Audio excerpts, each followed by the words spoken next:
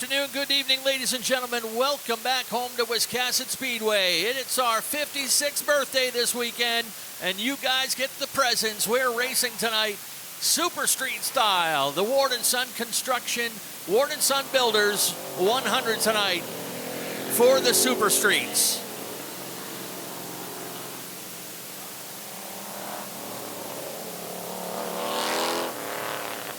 Heat races for the Super Streets right out of the block. We have 16 Supers ready to take on the 100-lapper tonight. So this is heat number one. It'll fill the inside lane, as open draw races often do. Nick Morton is in the 00 to his outside. Bill Harnish in the 23. Sean Johnson in the 35. Caleb Emerson Maines in the 9. Josh Hall is in the 117. Jonathan Emerson is driving the 31 tonight. David Greenleaf in the number 58, and the last year's winner and track champion in the 27 is Richard Bubba Pelton. Dave Sturgis ready to turn him loose, and I'm going to turn things over to my partner in crime, Nick Hoff.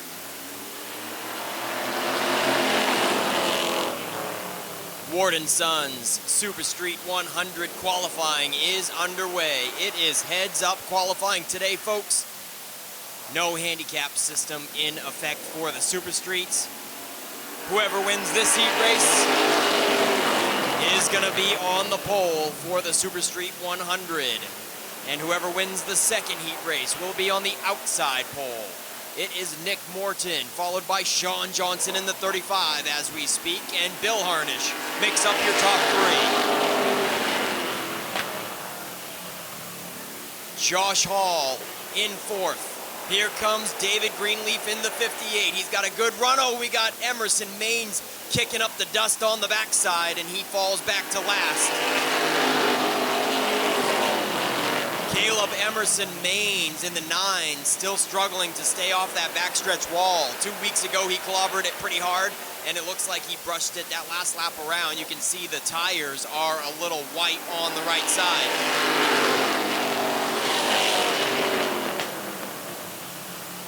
Normally these guys have 10-lap heats, but for Super Street 100 qualifying, these are 12 lappers. So right now would be halfway normally. We're at lap 5. And Josh Hall got shuffled out of the mix there just a couple of laps ago. Greenleaf was on the bumper. Greenleaf's up to 4th, but he might lose 4th right now to Bubba Pelton. Now they get the halfway flags at lap 6. 6 to go, and Bubba Pelton has cleared David Greenleaf for 4th and now works on Bill Harnish in the 23.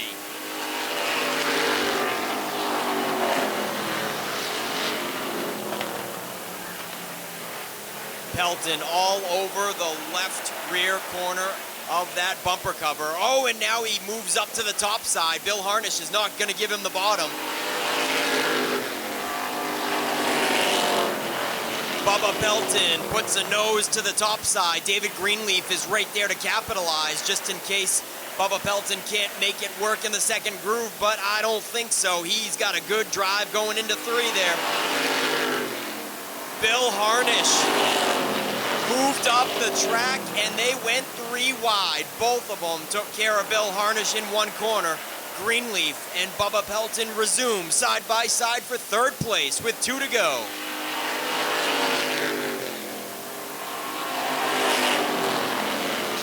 This one is all Nick Morton so far. Sean Johnson quite comfortably in the 2nd spot, but the race is for 3rd. Pelton is on the back bumper of Greenleaf.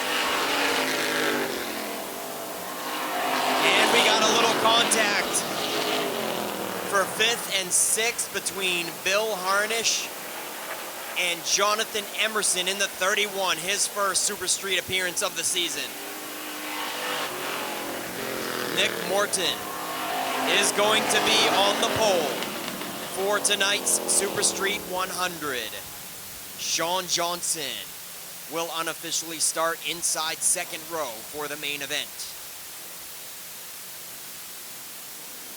Off to a good start. He's the rookie point leader in the late models this season in Group 2 and hauled out the Super Street to See if he can do one better than last year. He was the runner-up to Bubba Pelton last year, and he'll start on the pole today in the 00. That is Nick Morton, your heat winner.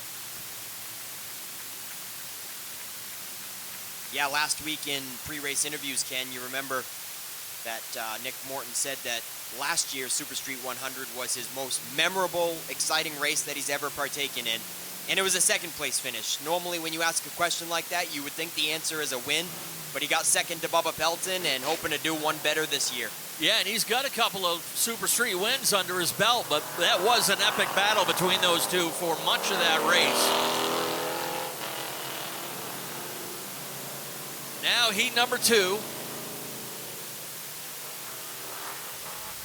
We'll line up this way on the point in the number 19, Andy Cahurl. He is on baby watch. His wife Samantha due any day, any moment actually. The Mad Dog, Matty Herrick, will start outside in the number 95. Kevin Sherman inside row 2 in the 11. Outside Dan McCaig Jr. in the 43.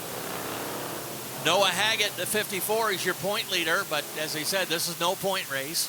Brett Osmond in the 05. That car has had success in this race in the past. Rick Thompson joining us from Bridgeton in his Wiscasset debut. And Landon Tapley in the short straw, number 25. Yeah, Landon Tapley has also taken a few weeks off from Super Street action, but he couldn't stay away from this 100-lapper. Andy Cahurl was looking stout 2 weeks ago when problems arose, and I think he pulled it to the infield and dropped out of the race, so he's been slowly picking away and getting faster and faster, just hasn't had the end of the race luck. He's in that 19, though, certainly looking for redemption and a solid Super Street run tonight. In the 19, Andy Cahurl, followed by the 11, Kevin Sherman. Haggett on the inside in the 54. Matty Herrick struggling on the outside in the 95. Brett Osmond in the 05 moves up to 4th. And here comes Dan McCaig Jr. to the inside of Herrick, trying to crack the top 5.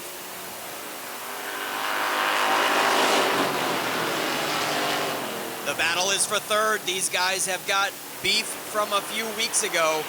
Kevin Sherman and Noah Haggett almost come together there in 1, but Haggett realized he didn't quite have a nose in there quite enough and lets Kevin Sherman come down. Haggett loses a half a car length there, so he's going to try to lock and load and rebound there and reel Kevin Sherman in once again. But right in the rearview mirror of Haggett is a side-by-side battle with Dan McCaig Jr. and Brett Osmond slamming doors into turn 1. The 43 and the 05 tap the doors just a little bit. Osmond backs out to drop it to the bottom, and we're halfway with 6 laps to go. Andy Cahurl having the run of his life right here. They are not even closing in at all. Andy Cahurl is looking stout with a 5-car length cushion. 5 laps to go.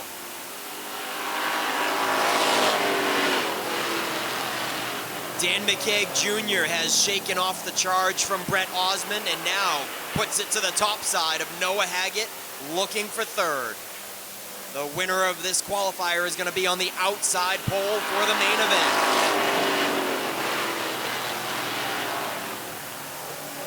This is actually going to determine the entire outside line for the start of the race. So where Kevin Sherman sits, he'll be outside 2nd row. Dan McCaig Jr. continues to try to work on the outside of Haggett.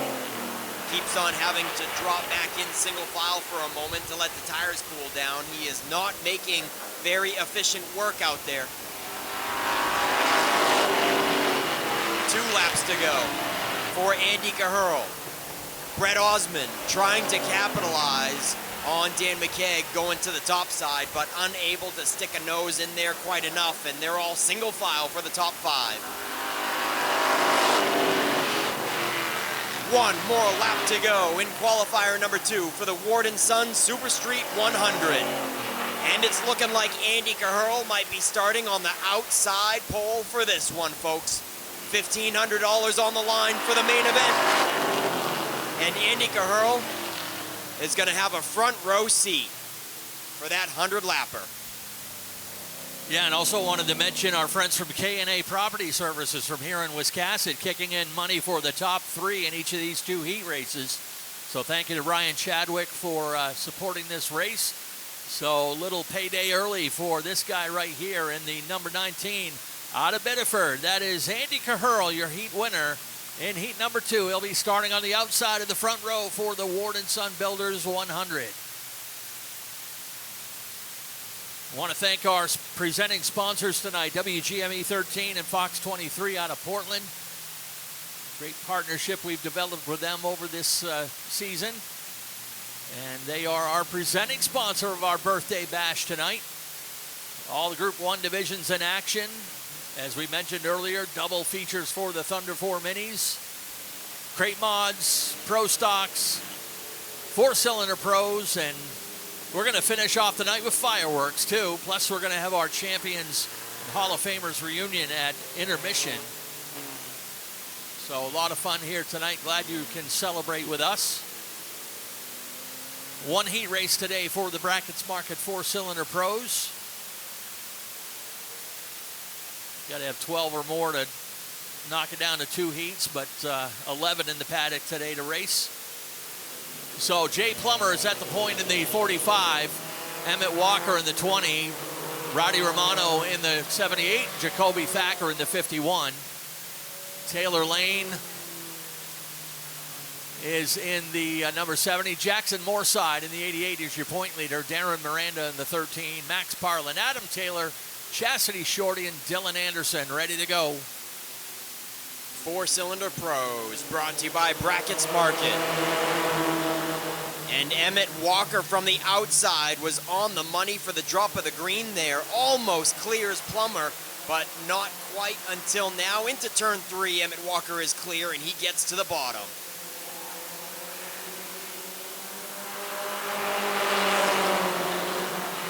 And here comes the 51. Jacoby Thacker is always fast. This season, he has certainly been running up front, and he's on the top side of Plummer now, making some quick progress. He's gonna do it. Jacoby Thacker looking for a crossover, trying to get to the inside of Walker, but Walker doing a good job holding down that bottom. Jackson Moorside was able to get underneath Jay Plummer for 3rd here in the 88 car. This time, Jacoby Thacker catches Emmett Walker off guard and gets to the inside and takes command down the backstretch on lap 3. Your leader now is Jacoby Thacker. We got a spin. It's the rookie, Darren Miranda, in the same spot as last week. Darren Miranda spins out of turn 4 in car number 13.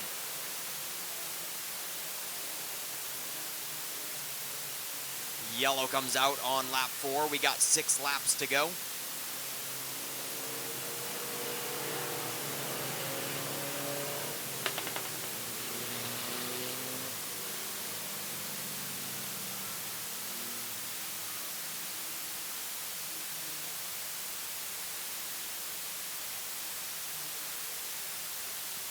Visit Brackets Market today and discover what a friendly local grocery shopping experience should be at Brackets Market.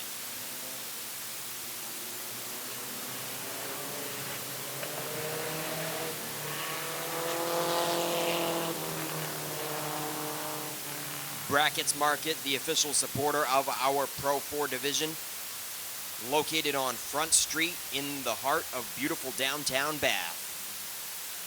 We are all crossed back over, and we're looking for the green flag this time. Jacoby Thacker and Emmett Walker. Jackson Moorside and Jay Plummer.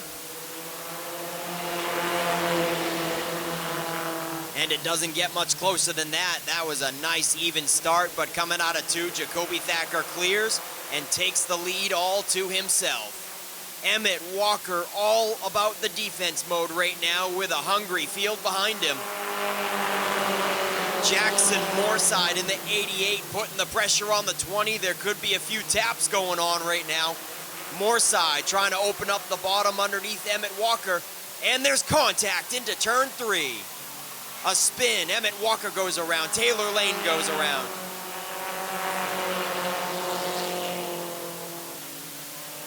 Jackson Moorside did have a nose in there going into turn 3. At least 2/3 of them don't even have their driver's license yet, so they're doing all right.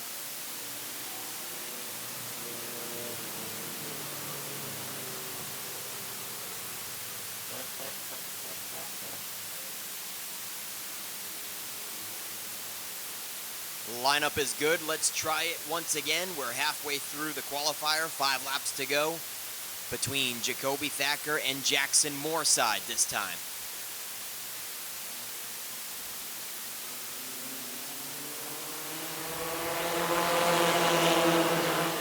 A nice even start right there.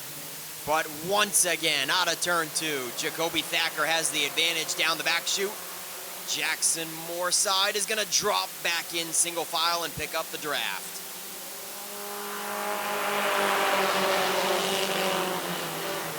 And the 8 is going to clear for 3rd place. Adam Taylor gets around Jay Plummer. Chastity Shorty, last week's feature winner, cracks the top 5.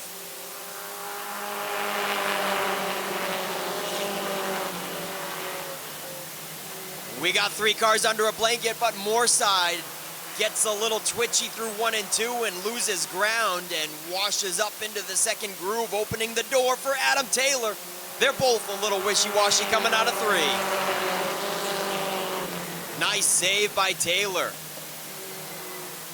He got loose out of 3 on the inside of Moorside, and a nice job by both of them not even making any contact. Taylor does take the spot, and the white flag is out.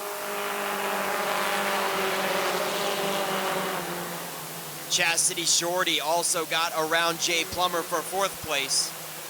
Half a lap to go, and this one is all the 51 of Jacoby Thacker's coming to that checkered flag.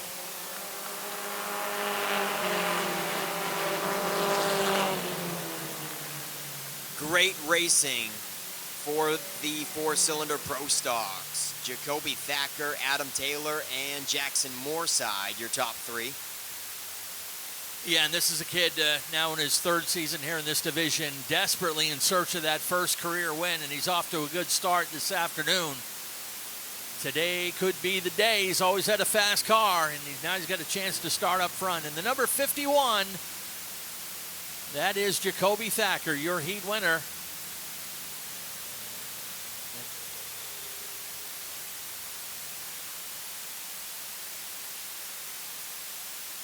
The photograph from our official photographer, Jason Dickey. If you want to find all the photographs of the action, literally hundreds, if not thousands of photos from each race date, go to our website, click the photo link, and that'll take you right to Jason Dickey's website, which you will find all of those photos.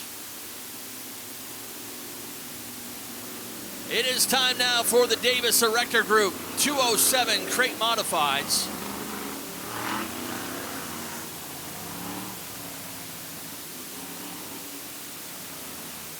These guys will go 10-lap heat to go along with the regular 30-lap feature tonight as Tour Type Modifieds return in the state of Maine as a weekly division for the first time since 1990. Lineup has Ethan Guptill at the point in the 14. Outside of me, Doug Phillips in the 8. Ryan Neal is in the 26. John Rickey in the 4. He's a 2-time winner already. Billy Dixon in the number 33. Bubba Pelton in the 27.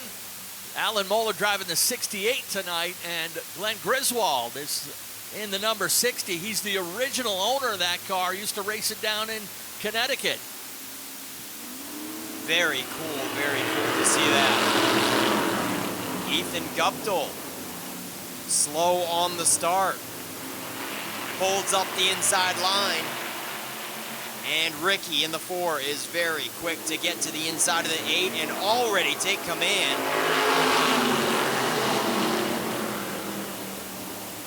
On lap 1, John Ricky from about 4th place, I believe, to 1st in the 1st lap.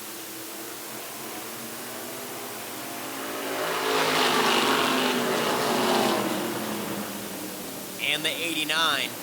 Ryan Phillips has got a handful of second place finishes this year. He is looking for that first win in a modified. All kinds of second places, but he loses the handle going into one. Nice save by Ryan Phillips. And a nice job by Alan Moeller in the 68, who was pressed right up tight but stayed off of the 89. Alan Moeller goes to the top now of Ryan Phillips to take a look at second place, while John Ricky in the 4 runs away with it. Halfway flags are out.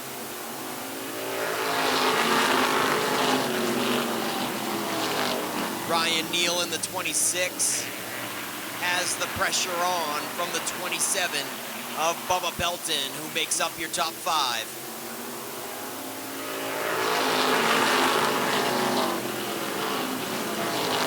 Just as Bubba Pelton took a look to the outside of the 26, Ryan Neal came out of turn 4 a little higher than expected, and Bubba Pelton puts it back behind him in single file fashion. They're both now going to go to the inside of Alan Moeller. Ryan Neal looking for third here, going into 3, the 26, up to third. Bubba Pelton follows suit in the 27, and Alan Moeller goes back to 5th. John Ricky all by himself in a different area code with 1 lap to go. Bubba Pelton looks to the top side of Ryan Neal one more time with a half a lap to go. He's hoping Neal will stay down nice and tight and allow him to do it. He's gonna do it. Bubba Pelton makes that last lap pass for third place. Ryan Phillips takes second. John Ricky leads every lap. Despite starting in 4th place, he moved to the front in a hurry on the first circuit and led them all from then on. Yeah, this kid graduated up from the 4-cylinder pros last year and is already a dominant driver here in the crate modifieds. Already a 2-time winner in that number 4 out of Westbrook. John Ricky is your heat winner.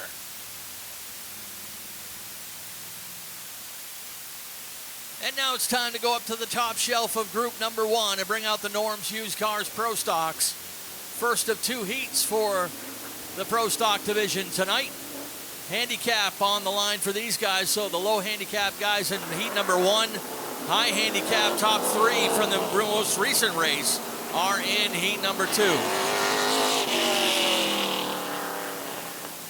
This one has Will Collins at the point in the number 28. To his outside will be Nick Calvert in the 07. Charlie Colby is in car number 2, going back to a number he ran some 40 years ago here at Wiscasset Speedway. Andy Gilbert down from the woods of Jackman in car number 17.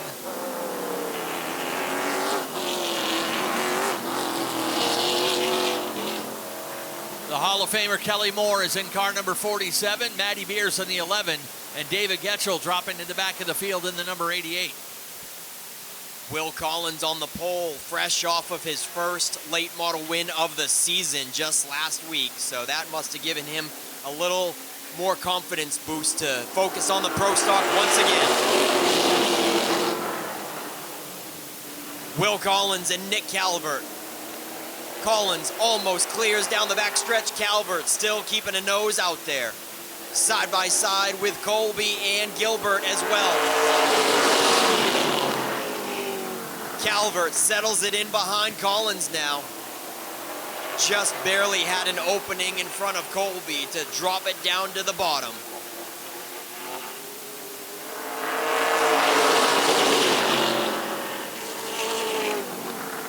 Will Collins has not been focusing. Oh, we got some contact. Oh, Matty Beers locks him up and goes around trying to avoid the contact with the guys in front of him.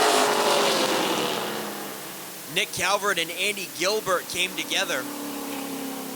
Matty Beers did a fine job staying off of them, but spun to the infield and no damage done. But what a close call that was. Colby might have had a little piece of the action as well. Nice saves by all of them.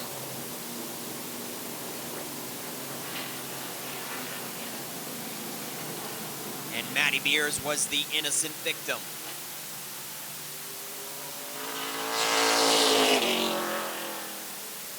Nick Calvert lost the handle on it and slid up high and made some contact with Gilbert.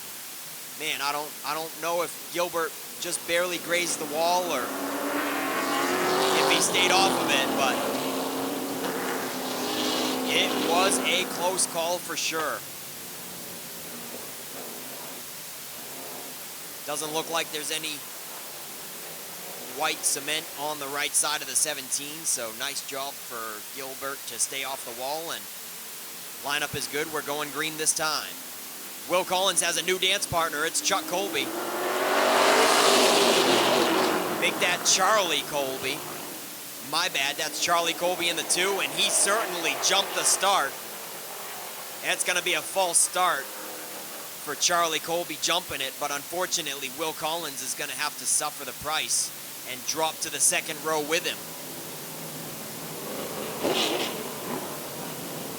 That is how we do it at Wiscasset. The front row has to work together as dance partners, and Colby not playing nice, and so they're both going to have to drop back to row 2 and put Kelly Moore and Nick Calvert up on the front row this time.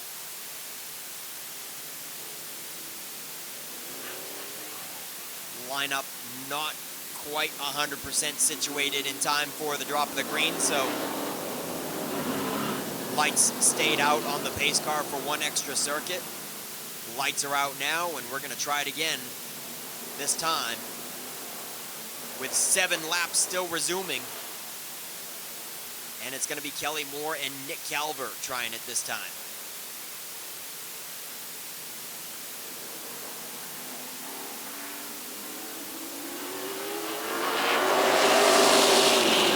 And that is how it's done, folks. They both took off at the identical same time, but Kelly Moore had a better drive through 1 and 2 and pulls away from Calvert.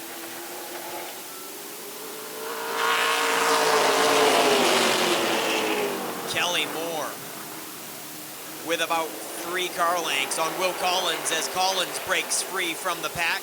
Charlie Colby follows in the deuce. Nick Calvert is struggling. Andy Gilbert in the 17 is going to get to the Calvert for 4th. There's more contact between those guys through 1 and 2. Rubbing doors all the way through 1 and 2 last time. This time, Gilbert breaks free. Well, he almost did. Down the front stretch he did, but Calvert brings it back through 1 and 2. He is still lingering in the 07.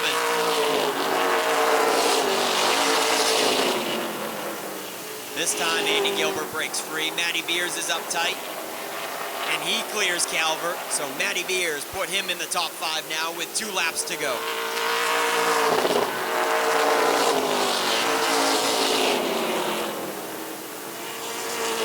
This one is all Kelly Moore's now, coming to the white flag.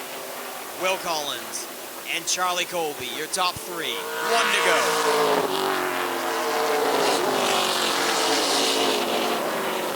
The first of 2. Norm's Used Cars Pro Stocks qualifiers. Checkered flag flies for the Hall of Famer, Kelly Moore.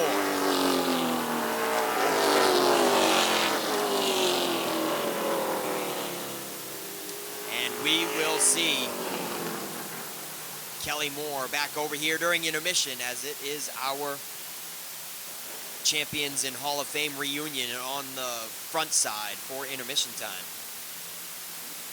All right, as Kelly rolls in to get a photo from Jason Dickey, we have a few vehicles that need to be moved. Apparently they started a 3rd row, and we can't have that blocking people in. So you need to move them, or we will.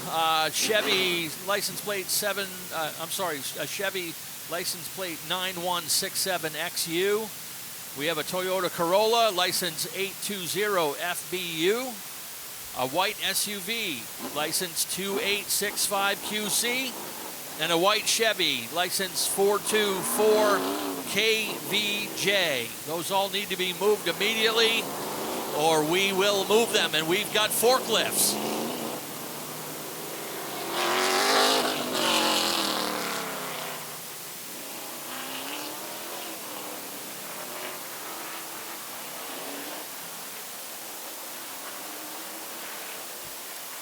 We certainly have a few new faces in this one, Ken. Yes, a few new ones, but also top three from your most recent race. Lineup has Stephen Chicoine in the 1X. Your reigning champion Dan McKay Jr. in the 40, Nick Hinckley in the 15, point leader Logan Melcher in the 41. He's your most recent winner. Daniel Harding making his pro stock debut. He's the late model point leader. Shane Clark in the 21, Larry Gelinas in the number 37. Let's wave that green flag for qualifier number 2. Logan Melcher, the most recent feature winner in the 41. Sitting in fourth, Stephen Chicoine and Dan McKeag Jr. were on the front row, but Dan McKeag Jr. is unable to hang up there in the second groove, and Chicoine pulls away all by himself. Hinckley is going to clear McKeag for second, and now put Daniel Harding to the inside of McKeag for third. They are all in formation on the bottom. Will McKeag Jr. be able to get down there in front of Logan Melcher? He does, right in front of Melcher for fourth place. Stephen Chicoine looking a lot better than he did 2 weeks ago. He is pulling away with about 3 to 4 car lengths on Nick Hinckley, but here comes that 38. Dan McKeag, I'll make that Dan Harding. We got a couple of Dans out there. This one is Daniel Harding, and he's making quick work on the outside of Hinckley for sure. We are halfway with 5 to go. Look at the youngster come. The 38 is moving up fast. Already caught the back bumper of Chicoine and puts it to the top side for the top spot.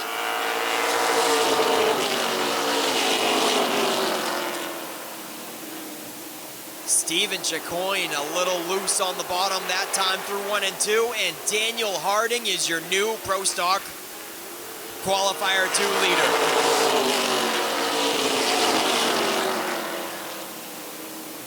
Now Chicoine is going to have to deal with the charge from the 15 of Nick Hinckley. Hinckley has closed in, and we got 2 laps to go. Oh, Gelinas was trying to get down pit road and didn't quite get out of the racing groove. Shane Clark gave him a little bump there. Definitely could have been a much worse situation than it was. White flag is out. It is all Daniel Harding's. That 38 is a rocket ship today, it looks like. Checkered flag is going to fly for the 38. Stephen Chicoine was able to maintain second. Nick Hinckley will take third in qualifier number 2. Yeah, statement right off the bat, but he's got 4 Dr. Feelgoods underneath that number 38 as well, making his debut. But that is the car he currently leads the late model points with as well. He was the Coastal 200 winner back in May. And he is the number 38, Daniel Harding, your heat winner in heat number 2. Would Levi Davis please go see Penny at the Kids Club table? Levi Davis. And we'll try to move these vehicles one more time. We've got a Chevy with license plate 9167XU that needs to be moved. A Toyota Corolla with 820 FBU. A white SUV with 2865 QC, and a white Chevy with 424 KVJ.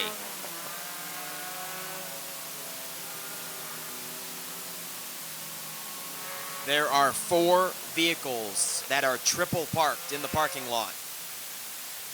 Please move them. It is now feature time as the Thunder 4 Minis take their turn for double features tonight. Thunder 4 Minis brought to you by Kennebec Equipment Rental.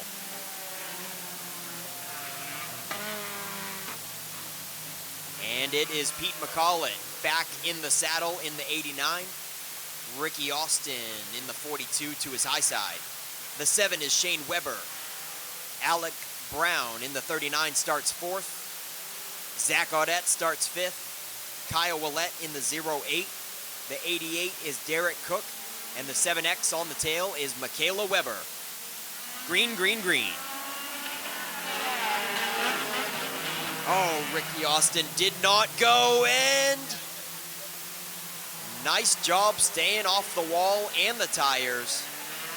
I mean, I'm not sure that there was much he could do about it either way, but got very, very lucky there.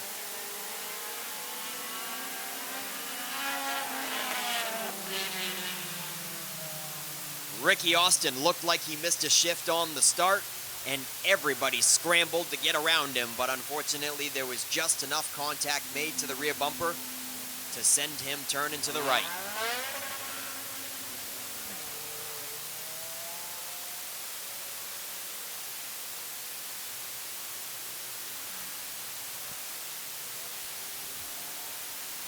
So I'm sure there is a lot of readjusting to the lineup now. Everybody got scrambled there.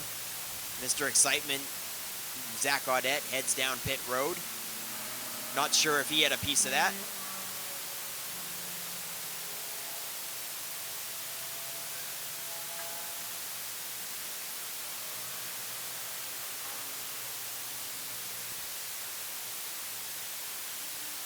Yeah, so in an effort to make up some of our rained out races, each week one of our select divisions will have double features instead of heats and features. So today it's the Thunder 4 Minis. So we'll take the results of this race and add it into their handicap and reline it for the second race, which will be our last feature of the evening. Here's Zach Audette ready to come back. After this 25-lap feature race, we're going to have our intermission and a call out to any champions or Hall of Famers here in the house on the pit side or here on the grandstand side. Meet us in Victory Lane right after this race, after they have their Victory Lane celebration, and we will introduce you to the crowd tonight and help celebrate Wiscasset Speedway's 56th birthday, all presented by WGME 13 and Fox 23 out of Portland.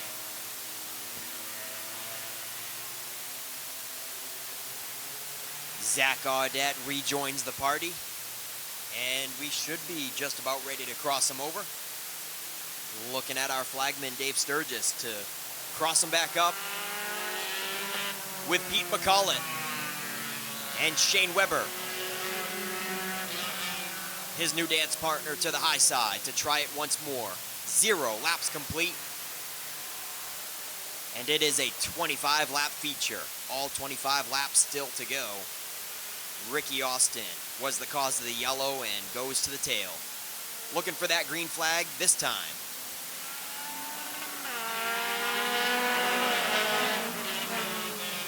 And it's Shane Weber, the squirrel, from the top side. Gets around Pete McCollett and takes command all to himself. We're 3 wide down the back stretch. Let's see how this one works out.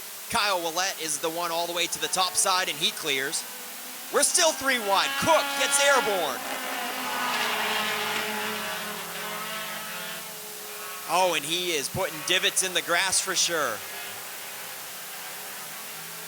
Derek Cook in the 88, putting golfing divots into the turn 1 infield and heads down pit road.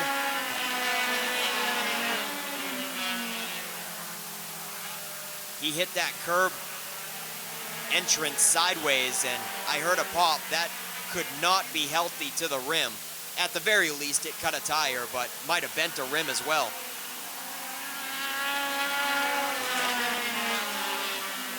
Pete McCollett with trouble on the backstretch in the 89. Almost to a halt, but looks like he's trying to limp it to the pits. As your leaders are side by side with Kyle Willett putting the challenge on Shane Weber.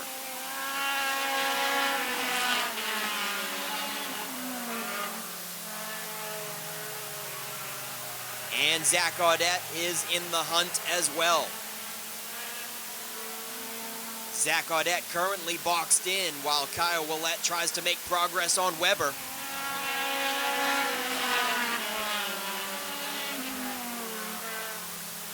Weber kicking up the dirt into turn one. That is not an efficient way to hold on to the top spot. Willett drives it in deep going into three. He is doing all he can to make progress in the second groove.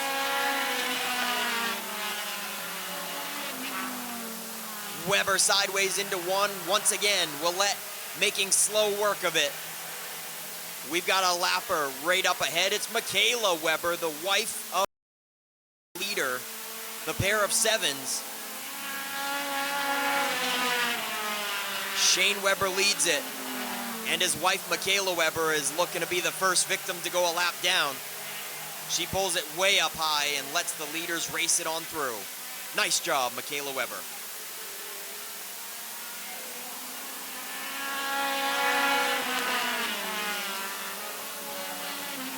Zach Audette still boxed in, waiting for one of these guys to clear the other. Shane Weber and Kyle Willett really putting on a great show for that lead position.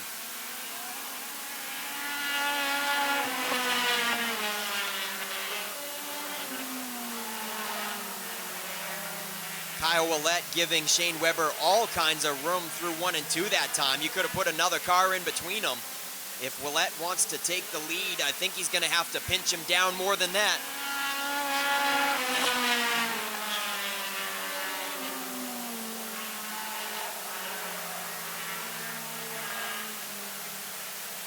We're 10 laps in, 15 to go, and it is still a neck-and-neck race between Weber and Willett.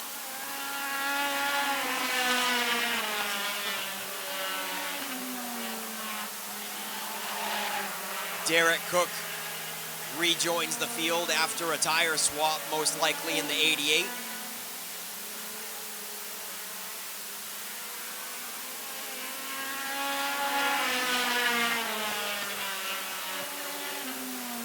Shane Weber way more sideways in turn one that time.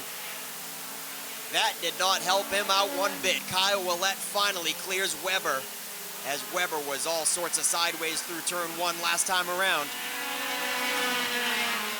And now Zach Audette can make a move. Zach Audette to the top side of Shane Weber. And he clears going into turn three.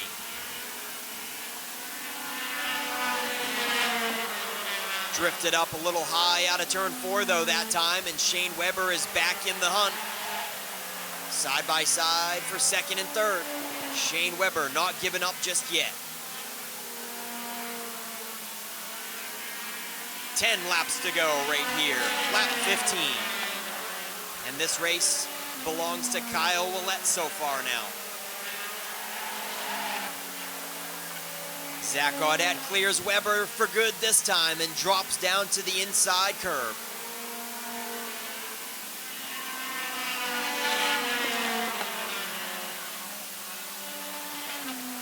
Michaela Weber in the 7 right up ahead, looking to go a lap down once again.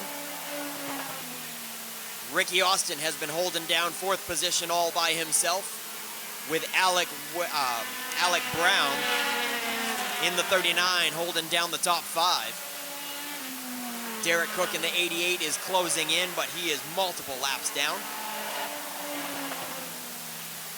as he went to the pits for a tire change under green flag conditions.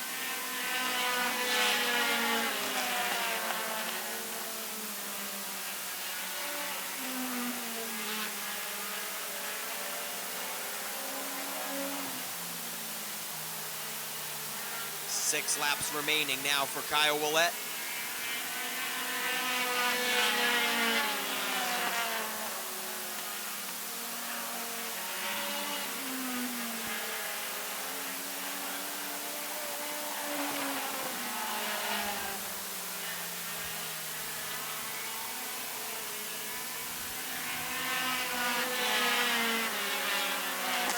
championship drivers holding down the top 3 spots as we celebrate champions tonight. Kyle Willett trying to go 2 for 2. He was your most recent winner 2 weeks ago. Zach Audette's already been a 3-time winner this season. Shane Weber's been a winner once again, so.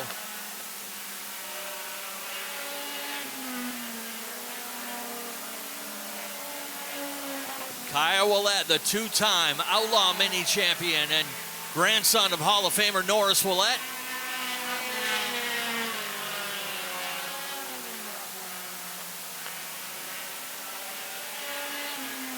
This next time by, it'll be 2 laps to go.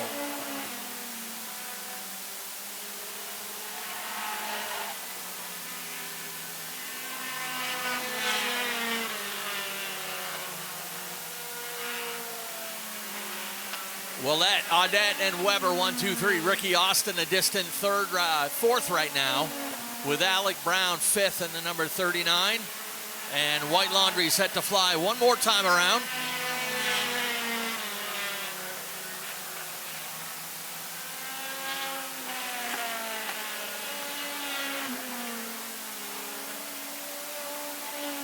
Final time down through turn 3 and 4. Checkered flag ready to fly.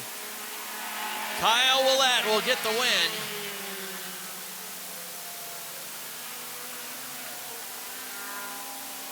And a problem for Alec Brown. Lost the right front wheel on that number 39 up against, nosed it up to the wall there in turn 2. So he may need some assistance to get the rest of the way off the track. But Alec coming off a podium finish 2 weeks ago. But Kyle Willett goes back-to-back.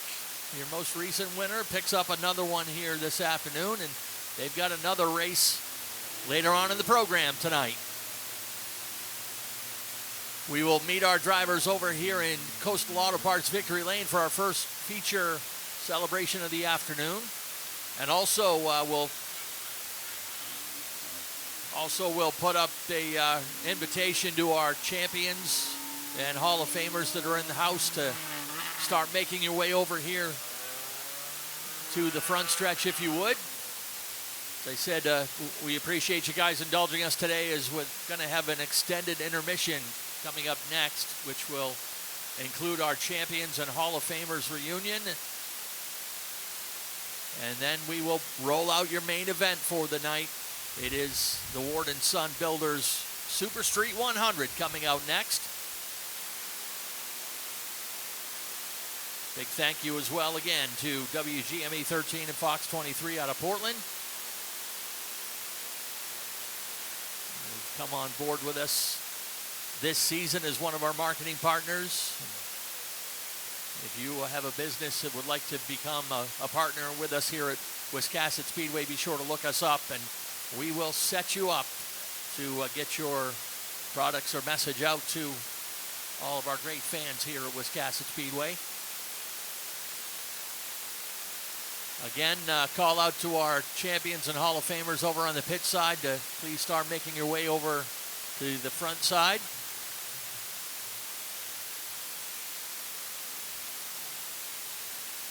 And if you're new to Wiscasset Speedway, this is something I'm pretty sure you haven't seen around. It's up close and personal with Victory Lane. They made their way around Victory Lane Road, and here they are. And Nick Huff is there to talk with our top 3. Yeah, you know, Kyle Willett has been able to sneak in a win here and there over his buddy Zach in recent years, but not very often you get to do it 2 weeks in a row, Kyle. Yeah, it felt really good. Car was on a rail again. I got to thank him again for letting me ride this thing. Thanks to everybody in the pit that helped us today, too. Thanks, everybody. Kyle Willett, folks, makes it back-to-back Thunder 4 features, and you guys still do have another feature tonight, so you think he's going to go 3 in a row, Zach? Oh, I hope he does. We might be in the backup car, so I'm glad we brought it. The rear end's bent in this when the 42 got jacked there. So, I mean, it is what it is. Good run, Kyle. Good run, Shane. We'll see what the next feature brings. Zach Audette finishes in the runner-up position for the first feature. And Shane Weber had a great side-by-side battle with those guys, held them off for about 3/4 of the race. Must have been some fun. It wasn't bad. I didn't practice it in the practice because I was concentrating on bigger and better things at the time. So I put a borderline tire on that I thought was 20-lap feature. Come to find out, it was 5 thrown, and I had a borderline tire on the start. So I limped it out just at the end to save it because I knew it was a iffy tire. But I got to thank our Village Market, WTF Construction. I tried to come race my big car today. I had a lot of people reach out and help me today, but I put in some laps. Maybe we'll try again another day. Alrighty, Shane Weber wraps up the top 3. Zach Audette giving a look to his bent rear end, seeing if he's gonna run this one or the backup car in feature number 2. But in the meantime, we'll get them in front of Kyle Willette's winning ride for the first feature in Coastal Auto Parts Napa Victory Lane. And take some top 3 photos to wrap things up here as we prepare the stage for our Champions Reunion and Hall of Fame introduction. Ken, back up to you. Yeah, thank you very much, Nick Huff, and congrats to our top 3 down there in Coastal Auto Parts Victory Lane. We'll get things cleared out here, and again, we put out an invitation to our champions and Hall of Famers to meet us down in Victory Lane, and in a couple of minutes, or as soon as we can pull everything together, we'll introduce them to you folks here in the crowd as we celebrate our birthday tonight. And after intermission, we'll have the big race, the Ward and Son Builders Super Street 100 coming out next. Features for all our other support divisions. And don't forget, we're wrapping up the show tonight with fireworks, so stick around for all the fun as we celebrate 56 years. From 1969 right through to tonight, the reigning and undisputed fastest track in the state of Maine is Wiscasset Speedway.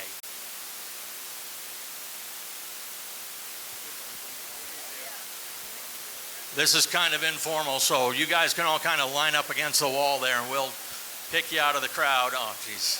I knew you'd be here. Good to see you.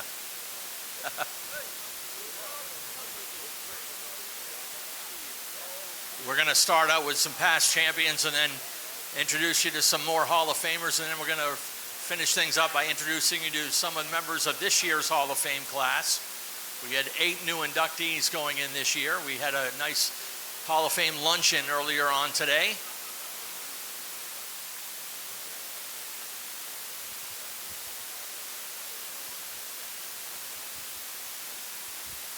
We've even got some Maine Motorsports Hall of Famers in the house with us this afternoon.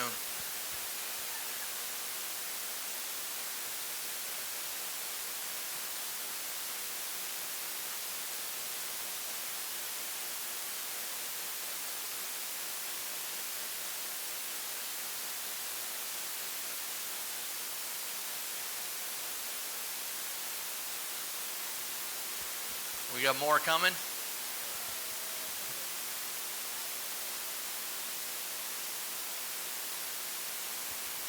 I know we got a few still over on the pit side that might be a little bit shy, so we'll hopefully they can make it over, but some of them are racing too, so. Oh yeah. He's camped out at his garage.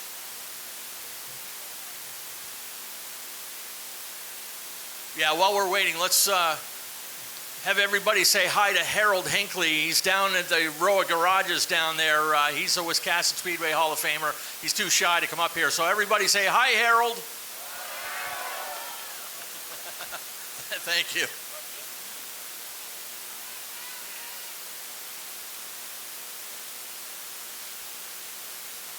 All right. We ready to get started, or we still got more coming?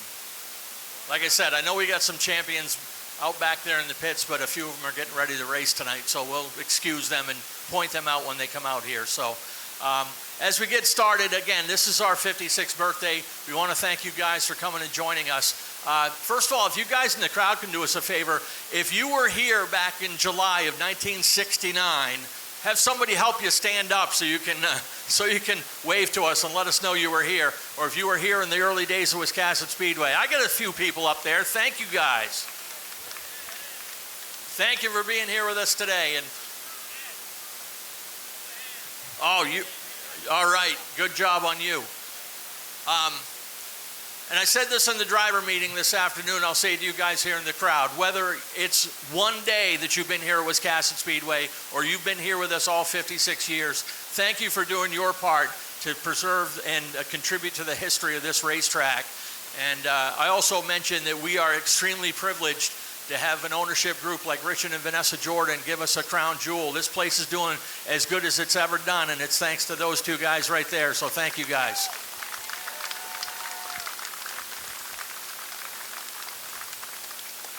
So let's try to pick out a few champions here. I'm going to go with my memory. What are you starting to run back that way?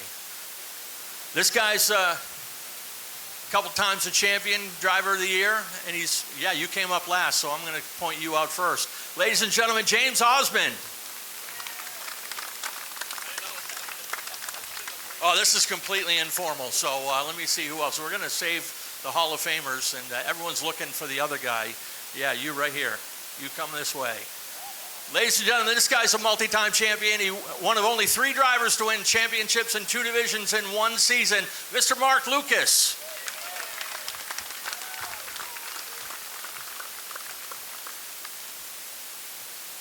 All righty. I'll bring you up right here. This guy isn't a track champion, but this guy was a track promoter.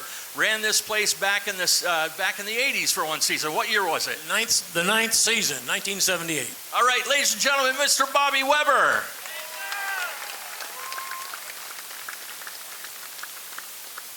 Come on down. This guy came to support some friends of the Hall of Fame luncheon today, and he is a champion himself. Ladies and gentlemen, Mr. Steve Grover. Back in 83. Back in 1983. In the Chargers. All right, how about you? Come right over here, sir. This guy was a mini stock champion back in 2003, Mr. Jeff Jackson. I'm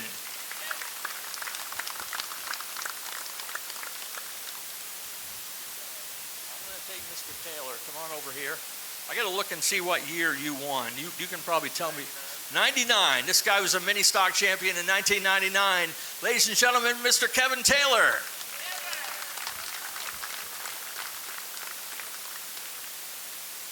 How about you, sir? This guy is a multi-time champion and still racing, won the late model race last weekend here. Ladies and gentlemen, Mr. Will Collins.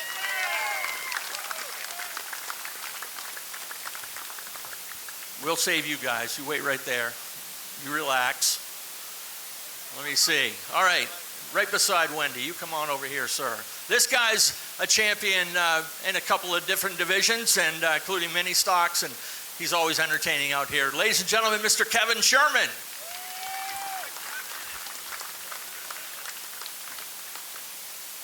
Come on down, sir. This guy's another driver that's won division titles in a couple of classes as well, and his family's got a great legacy here at Wiscasset Speedway. Ladies and gentlemen, Mr. Ryan Ripley.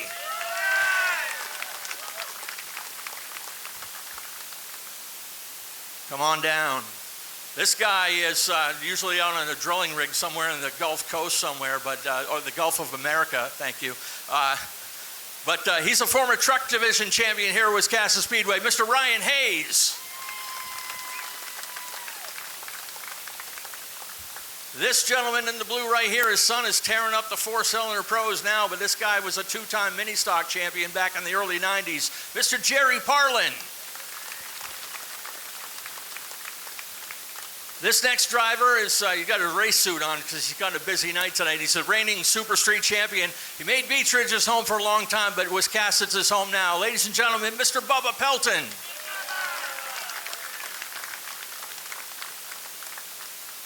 How about you, Mr. Cowboy Hat? Come on down. This guy is now a 7-time champion here at Wiscasset Speedway and one of its winningest drivers, and that is the number 1, Mr. Smooth, Adam Chadbourne. Would you get in line twice? Okay. Come on down. This guy right here is a former street stock champion, also in the Light Demons back in the day, and his son's driving go-karts now and doing a great job. Driver of the number 08 street stock, Mr. Mac Hannon Jr.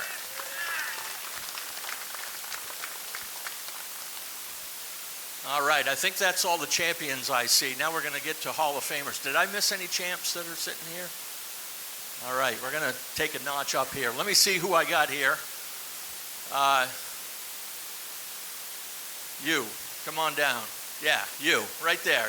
This guy's a 4-time champion and a member of the Wiscasset Speedway Hall of Fame just a couple of years ago, and you still see him out in the car from time to time. Ladies and gentlemen, Alan Moeller Sr.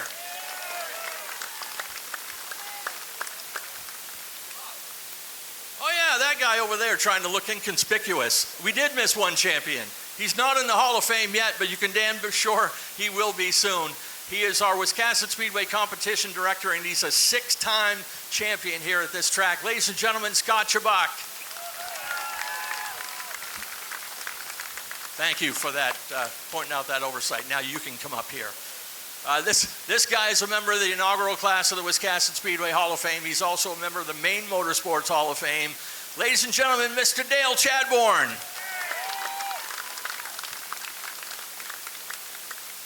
Come on up here, sir. This guy is one of our more recent members of the Wiscasset Speedway Hall of Fame, longtime car owner, sponsor, and helper however he can. Ladies and gentlemen, Mr. Chester Rice. You guys wait right there. Hey, I'm going to come visit you. You see this old guy right here in the red? He just loves Wiscasset Speedway. He raced here for over 40 years, and he was a multi-time champion. A member of the Wiscasset Speedway Hall of Fame inaugural class of 2019. Ladies and gentlemen, Mr. Vern Hodgkins.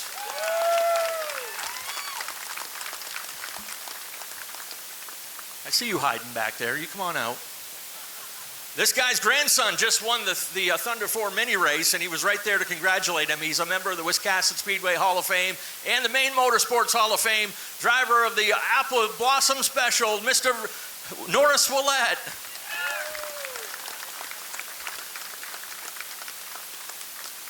I'll take you. All right, one of my longtime friends right here, one of the hardest interviews I've ever had here in my many years. This guy's a member of the Maine Motorsports Hall of Fame, the Wiscasset Speedway Hall of Fame as well, multi-time champion. Ladies and gentlemen, Mr. Bob Halley.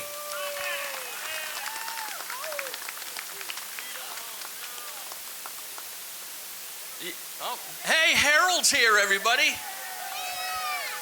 Everyone say hi, Harold. Come on over here, dear. This lady is one of our more recent members of the Wiscasset Speedway Hall of Fame and still working hard over in turn 2 in that tower over there, getting all our races lined up. Ladies and gentlemen, welcome my friend Wendy York. I gotta go to work. She's got to go to work. I'll take you, sir. Come on down. This gentleman is a longtime driver and longtime sponsor. You see his name plastered all over stuff here at Wiscasset Speedway, and we'd love to have him here. Ladies and gentlemen, member of the Wiscasset Speedway Hall of Fame, Mr. Norm Sherman.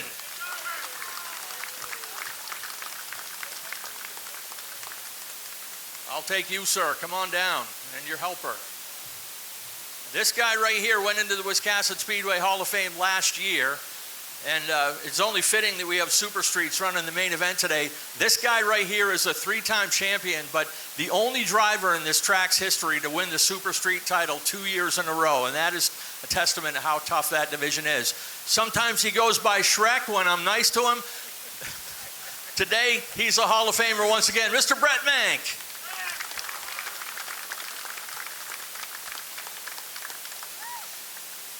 All right. That's all our past Hall of Famers. Now I want to introduce you to some new Hall of Famers. Let me see. We get everybody? Okay. Just point them out if I missed them. Why don't we take you? Come on up here, young man. This guy's one of the newest members of the Wiscasset Speedway Hall of Fame. It was made official earlier today. This guy's a longtime racer, car owner, sponsor, mentor. He just loves this place, and he was rewarded today by going into the Hall of Fame. Ladies and gentlemen, Mr. Leo Tanger III. Leo, you want to say thank you to anybody? I know there's a lot of fans here that remember you quite well. Well, thanks, Scott Chubak. It's his fault? Yeah, it is. All right. Anybody else? No, I think that's it. All right. Great job. Good to have you here, Leo. Thank you.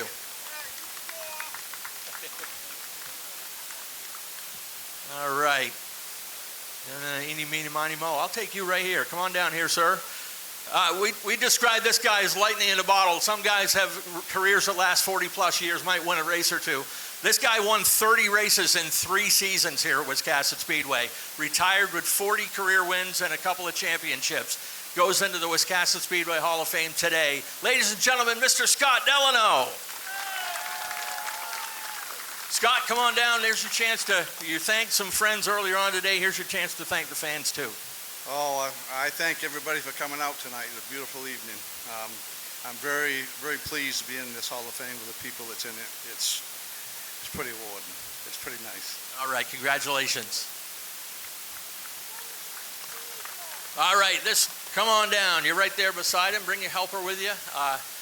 Pleasure to get this guy into the Hall of Fame as well. One of those guys that had a long, steady career, was always there in victory lane, got a lot out of a little, and described by one of your fellow Hall of Famers as one of the best drivers he ever saw here at this racetrack, which was awfully cool. Let me see, 3-time champion, 20 feature wins. Yeah, awesome. This guy's done great over the years. Ladies and gentlemen, Mr. Rob Trio. Rob, you want to thank anybody here tonight? Well, the family's always stood behind us, and everybody else's family has put out with us racing for how many years? A lot. All right, congratulations. All right, who else we got here in the house? Yeah, I'll take you. Come on down. What time is it? We got to see what time he starts talking and when he finishes. That's all right. I love you, brother. We got a half an hour, right? All right. I just saw somebody walk in, a champion who just showed up late to the party. I'm going to point him out. You want me to do it now? Why not? I recognize you. This guy was racing back when I started here.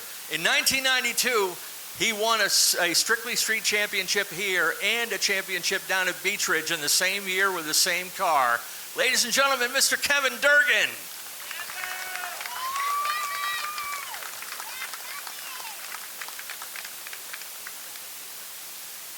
You can come back over here now.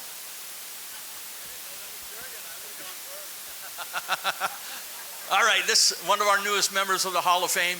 He was a photographer at several tracks, not just here at Wiscasset Speedway. He was a writer and columnist for Speedway Scene.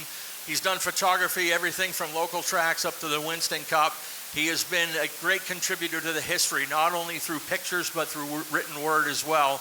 And we welcome him gladly into the Hall of Fame this year. Ladies and gentlemen, Mr. Dan Ayotte.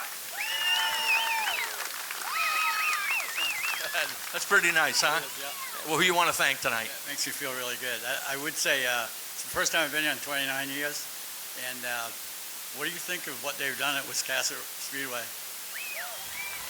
It's pretty amazing. I took a ride through and all that. It's just, you turn this place into a professional racetrack, big time. It's an honor for me to be with Vernon and Bobby. An absolute honor, Kevin, and everybody.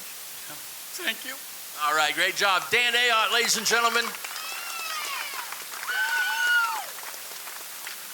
Now, unfortunately, I don't think they're able to join us. What? Oh, there she is right there. Yes, oh yeah, you're coming over. You can bring Bobby with you.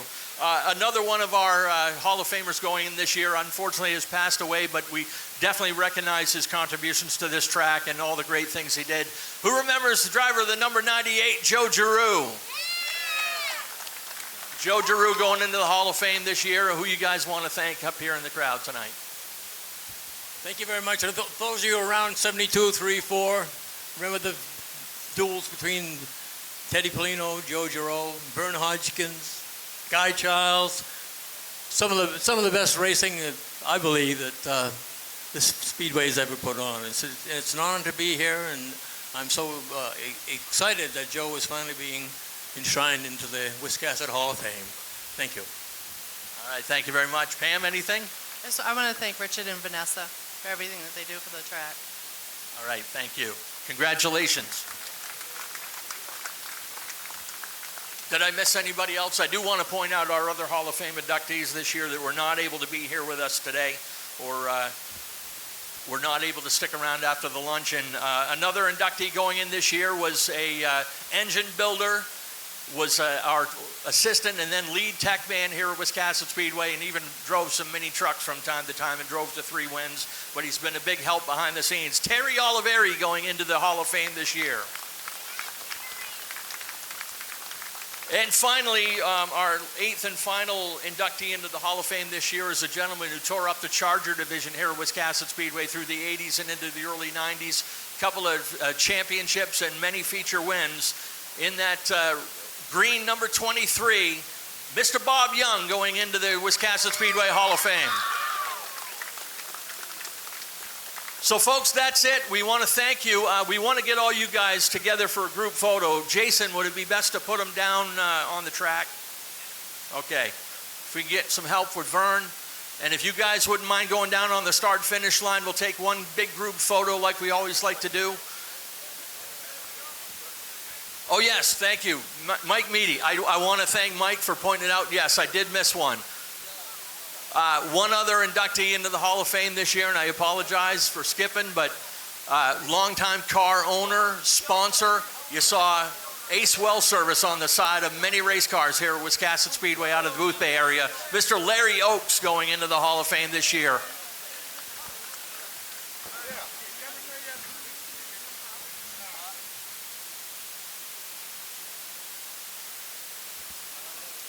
So again, thank you. We're going to get you guys, if we can, down onto the track and get a group photo, and then as soon as we get everything together, we'll bring our Super Streets out here for today's main event. Wallace Roofing has been covering houses for over 30 years. Wallace Roofing protects your home from the craziest Maine weather that's thrown our way. And that makes us so excited we often break out into dance. We will be on top of your roof because we know it's the shingle most important part of your home. At Wallace Roofing, we know that a good roof is not just overhead, it's the life of the party. Call Wallace Roofing today and let's get this party started.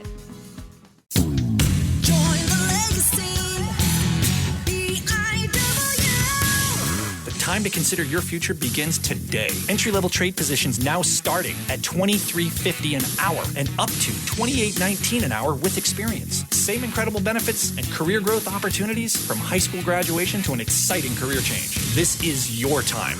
Join the legacy.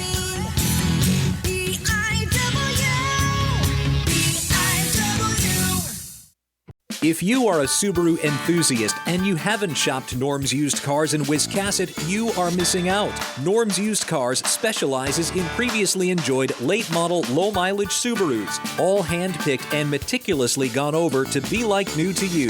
And with over 100 Subarus on the lot starting at $49.95, they have a great selection too. Experience the difference at Norm's Used Cars. That's not the norm.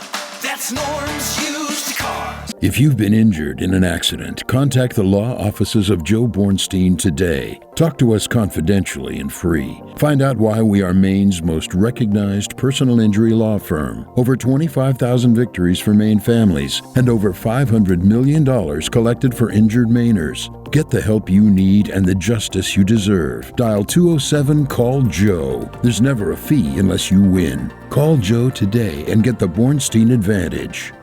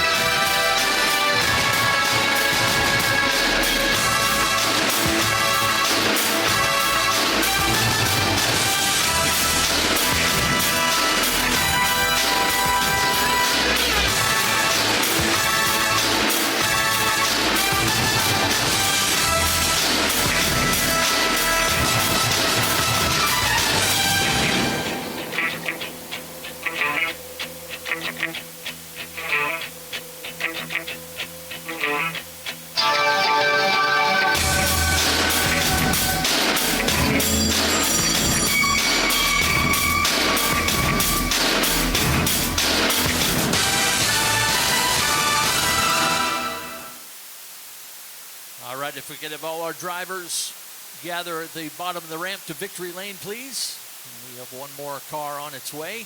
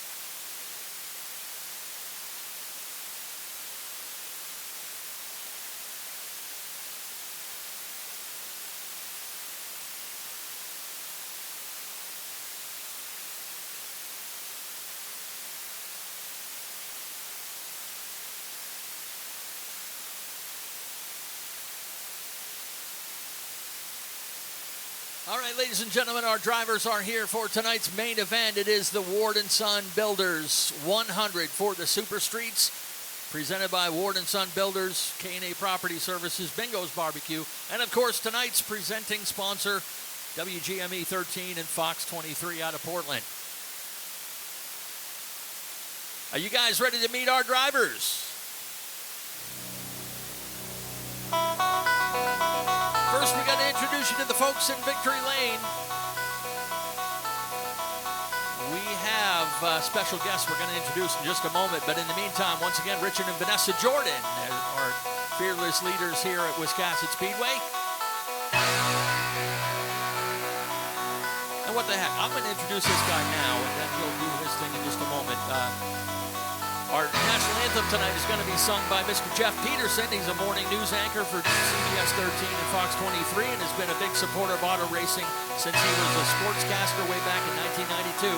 Jeff has sang the national anthem for the Sea Dogs, Mariners, Maine Celtics, Hearts of Pine, MLS soccer games, NBA, and Major League Baseball. So, ladies and gentlemen, once again, Jeff Peterson. Next, we have our chief starter, Dave Sturgis. Beside him is our junior official today, ladies and gentlemen. Welcome Levi Davis. With our Kids Club director, Penny Charette. And tonight's race sponsor, Steve Ward from Ward & Son Builders. And now let's meet your drivers. Starting in the 16th position, driving car number 25 from Washington, welcome Landon Tapley.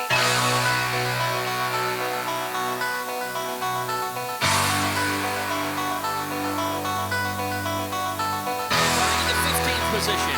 Driving car number 117 from Mount Vernon, welcome Josh Hall.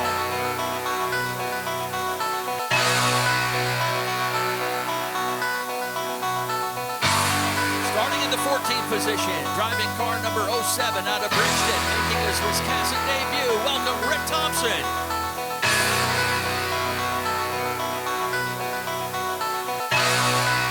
Outside of row number 6, starting in the 12th position, driving car number 95 from Otisfield, welcome the Mad Dog, Matty Herrick.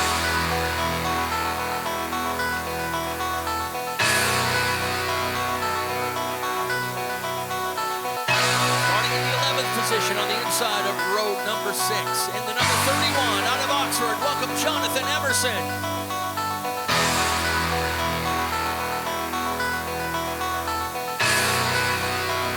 Number 5 on the outside, starting in 10th, is the number 05 out of Wiscasset. Welcome, Brett Osmond.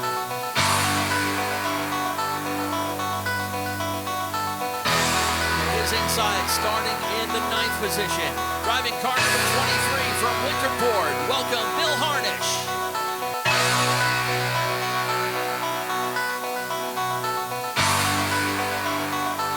On row number 4, in the 8th starting position, in car number 43, already a two-time winner this year, out of Gorham, welcome Dan McCaig Jr.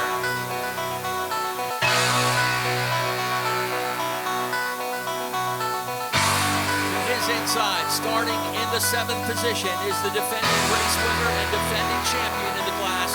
And car number 27 from Scarborough, welcome Richard Bubba Pelton.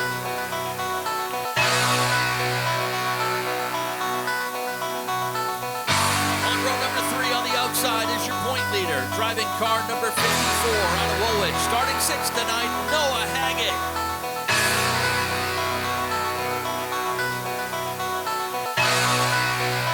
His inside, starting in the 5th position, driving car number 58 from Woolwich. Welcome David Greenleaf.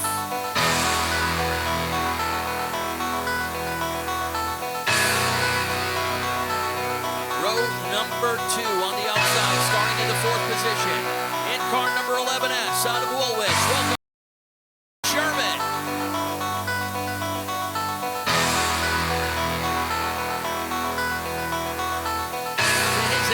Starting in the 3rd position, driving car number 35 from Oakland. Welcome Sean Johnson.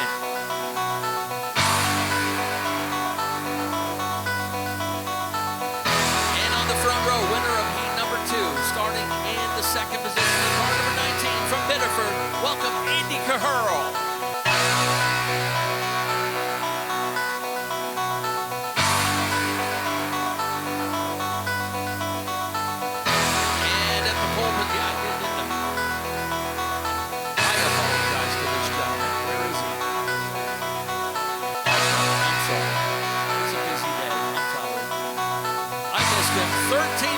Position. I'm going back to 13. In car number 9 out of Richmond, Caleb Emerson Maines. Sorry, Caleb. I'm good for one of those every show. You were the winner. There he is, Fear the Beard.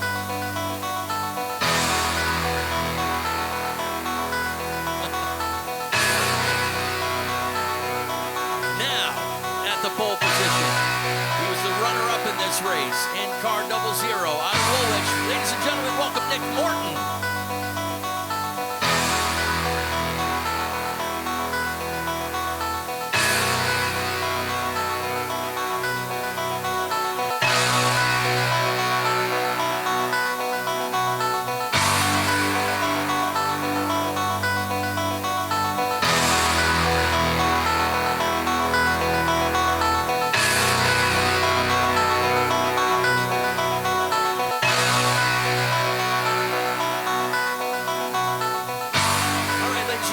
This time we ask that you all please rise if able, remove your hats, and direct your attention to the flag in the middle of the infield as we offer our invocation followed by the national anthem. Oh, say, can't you see by the dawn's early light what so proudly we hailed, that the twilight's last gleaming, whose broad stripes and bright stars through the perilous fight, nor the ramparts we watched were so gallantly streaming, and the rockets' red glare, the bombs bursting in air, gave proof through the night that our flag was still there. Oh, say, does that star-spangled banner yet wave o'er the land of the free and the home of the brave? Thank you, Jeff Peterson. Drivers, prepare your cars for competition.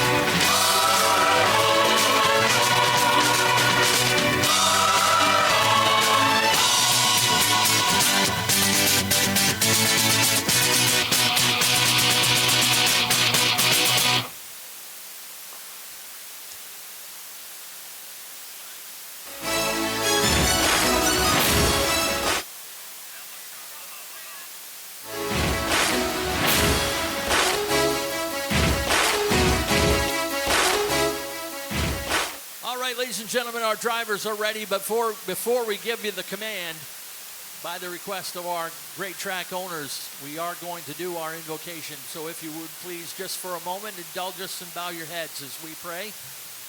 Heavenly Father, thank you for this beautiful day. Thank you for our leadership. Thank you for the people that run this track. Thank you for the vision of Wilford and Vern Cronk and building this place 56 years ago. We thank you for bringing our family together and everyone contributing to the history of this racetrack. Tonight we ask that your protection is over our drivers as they compete. Please guide them with steady hands and clear vision. Protect our fans and staff as we enjoy the show.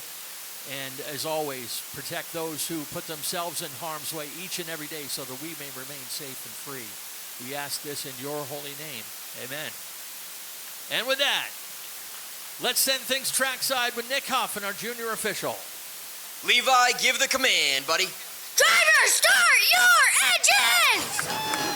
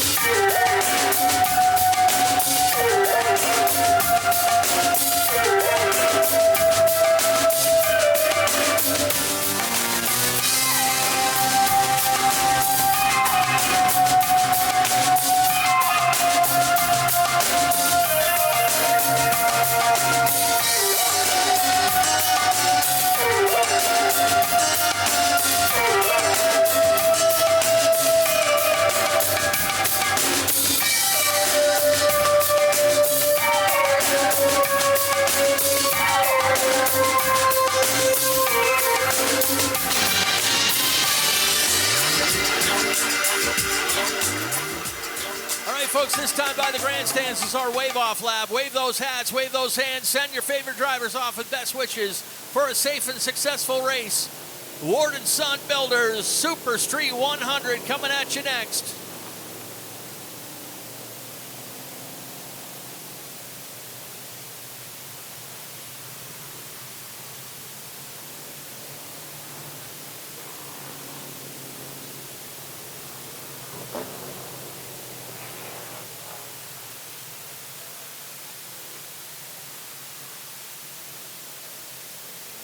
Good to see that Andy Gurl able to get the 19 car fired up. Dave Sturgis crossing him over one more time around under caution pace.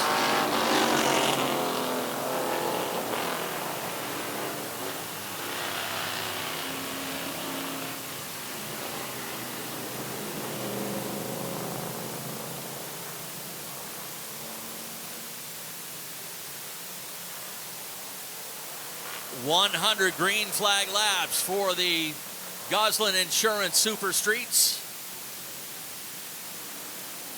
Their chance to have center stage here at Wiscasset Speedway. And Jeff Peterson will take his place at the front of the flag stand as our honorary race starter. Lights are off on the Norms Used Cars pace car. All clear and ready to rock and roll. Here they come. Green flag is out and we are running. Hammer down over into turn 1 and 2. Nick Morton will bring him down to back chute. Sean Johnson and Andy Gurl side by side for second.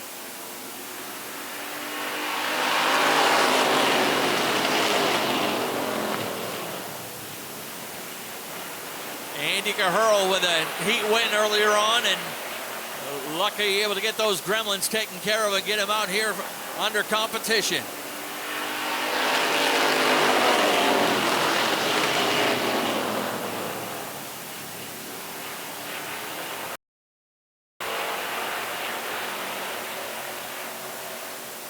Morton already building up a lead of about a second and a half, about a full second.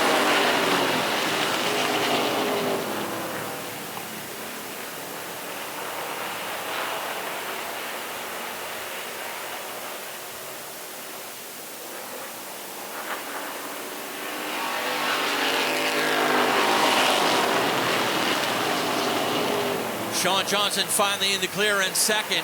David Greenleaf up to third. Andy Cahurl with problems on the backstretch coming out of turn 2. Everybody had to get on the binders. Now they're 3 wide back behind him.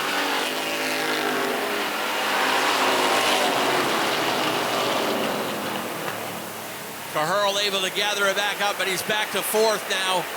Under pressure from the 0-5 of Brett Osmond.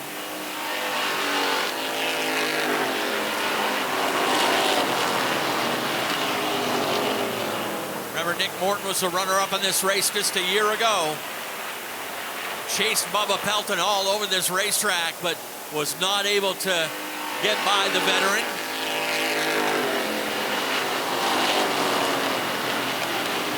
Pelton's got a little bit of right front nose damage on the 27 after a little contact with Andy Cahurl when he got sideways, but Pelton was nice enough to get out of it and let Cahurl correct it. Andy's got that left rear quarter panel tucked up under the 19.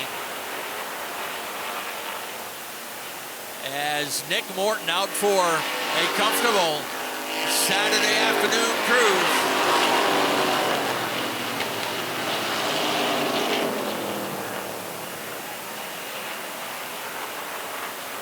His lead now is up to a little over 2 seconds.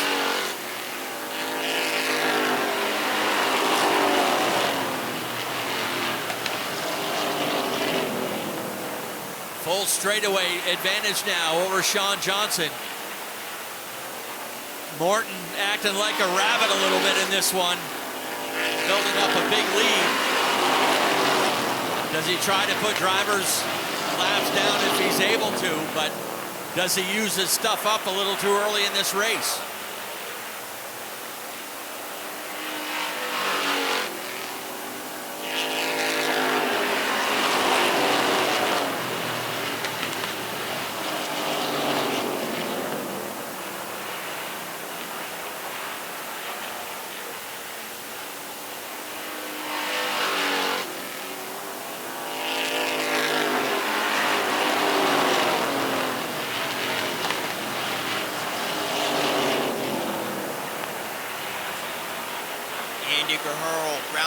Top 5, and they are side by side in the rear view mirror.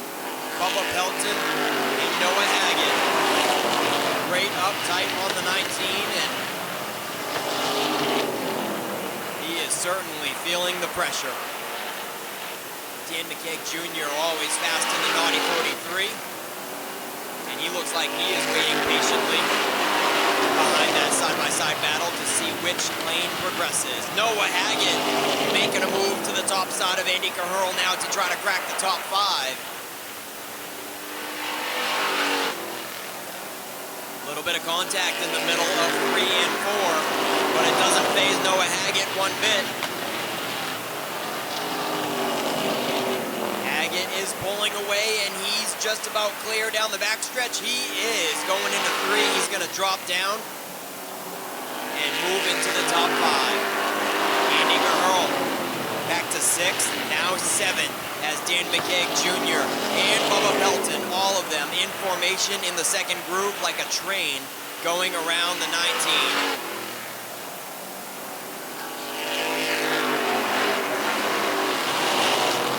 In front of Noah Haggett is that 3rd place fight with Greenleaf and Osmond. Morton and Johnson all by themselves in 1st and 2nd, but David Greenleaf and Brett Osmond are bumper to bumper for the final podium position. This time at the line, we're at lap 20. 1/5 of the way through the race, 80 to go. Osmond is able to get underneath Greenleaf. and make quick work of it. Brett Osmond puts the 05 into third. Noah Haggett tries to get underneath, and he does just before Greenleaf slams the door on him. Noah Haggett to the inside, looking for fourth, away from Speedleaf. Greenleaf in the 58. Oh man, Greenleaf is stuck out there, hanging out to dry, with Dan McKeag Jr. next in line in the Naughty 43.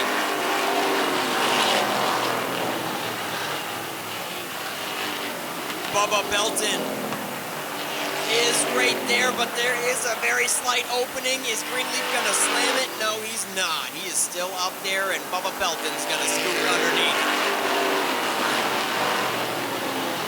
Greenleaf finally finds a hole and picks up the draft behind Bubba Belton.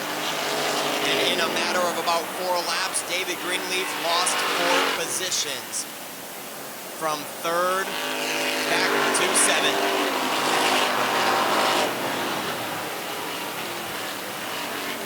Brett Osmond is slowly closing in on second place of Sean Johnson. Johnson with a 17-1, now make that 17-2 last time around. Sean Johnson was able to start the race with 16 sixes, and he has slowed to 17 twos.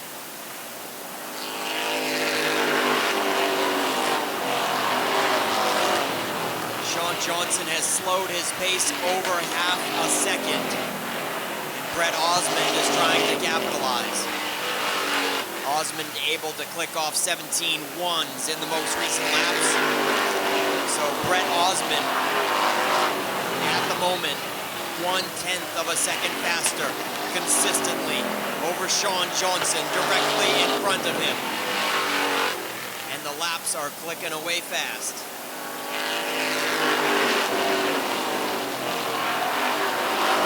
A nice long green flag stretch to kick this race off as Nick Morton takes on lap 29. At the line, we're on lap 29 for the 00. Morton getting into lap traffic. Josh Hall in the 117 is going to be the first victim to go 1 lap down. Landon Tapley directly in front of him in the 25. Out of turn 4, Brett Osmond has caught Sean Johnson for second place. We're at lap 30, 70 laps to go. And Osmond gets underneath Sean Johnson and makes quick work of it. Coming out of 4, Brett Osmond is your second place car. It sure looks like the handling is going away on the 35.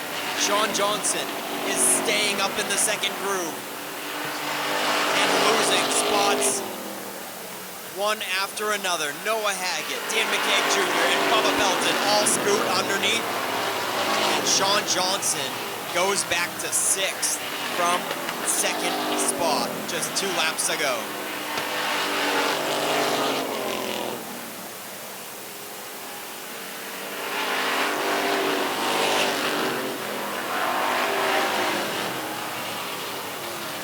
Nick Morton putting on a clinic. And Josh Hall spins in the 117. The first car to go a lap down just a few laps ago. All by himself. Josh Hall spins it in turn 4 to bring out the first yellow in the Ward & Sons Super Street 100 at lap 33. Yeah, good 33-lap run. These guys normally run a 30-lap feature on a regular Saturday night show. Couple cars heading for pit road for work. One of them, the 23 of Mike Harnish, Bill Harnish, that is. Then Landon Tapley as well in the 25.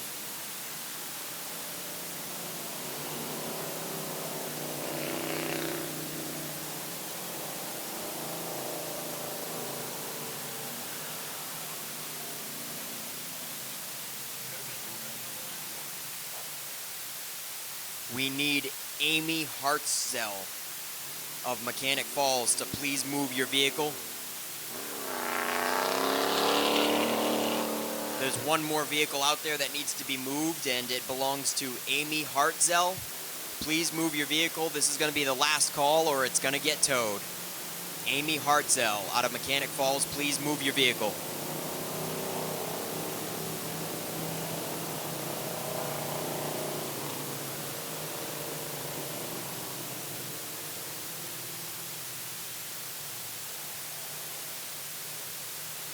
Four-cylinder pro is set to come out next. There's Bill Harnish at the end of the pit lane to rejoin the field. Drivers do not lose a lap under caution, but they are lined up at the tail end in the order that they come out of the pit.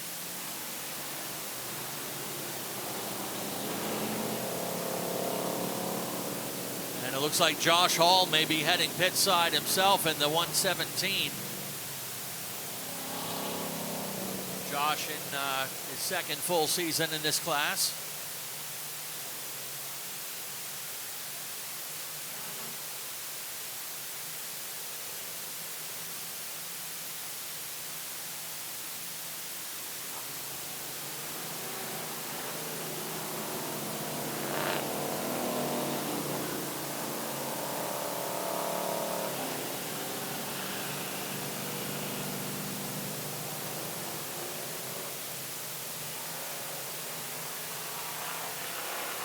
Race director Scott Chabuk says cross up the cars, and we're going to stay under caution pace one more time. There's the 9 of Caleb Emerson Maines back on the track, as well as Matty Herrick.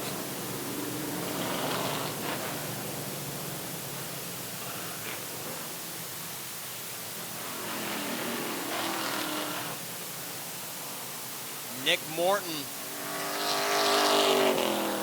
was still the fastest car on the track as that caution came. He was turning 17 flat versus 17 ones consistently by Brett Osmond.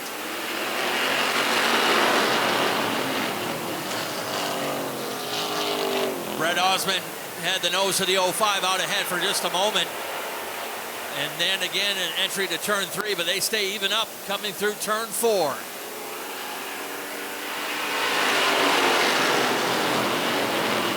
Some of those fast cars starting to rise to the top. Osmond outside, Noah Haggett looking racy in the 54, took a peek to the low side of Nick Morton.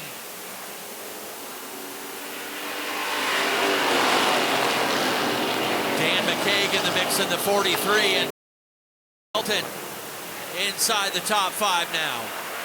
Little advantage to Osmond on the outside. That's where he made things work last week in his late model on his way to the win.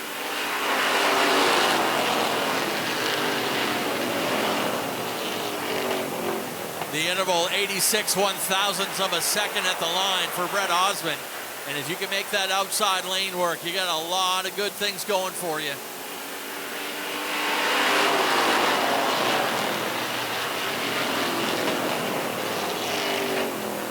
Advantage back to Nick Morton in the 00. Keep an eye on Noah Haggett. He comes into the weekend as the point leader and has a feature win under his belt.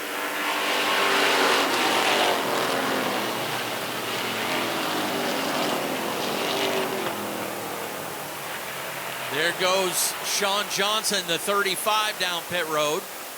As things finally get sorted out up front, it's Morton, Haggett, Osmond, 1, 2, 3. Then the 27 of Bubba Pelton. Bubba won this race last year, and he's been a feature winner already this season in that number 27.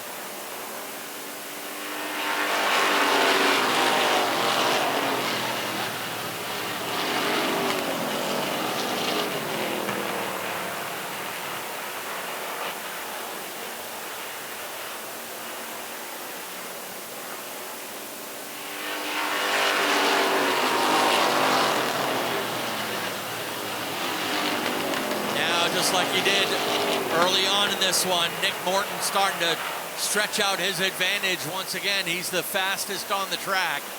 Just 2 cars under 17 seconds last time around.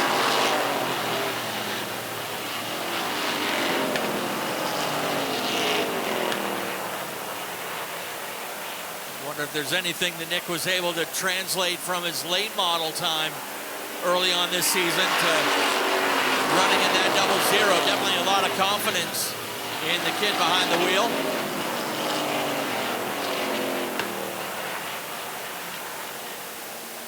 Everyone getting settled in once again. That battle continues for fourth between Bubba Pelton and Dan McCaig Jr. McCaig not letting him run away, tucked right up to the back bumper.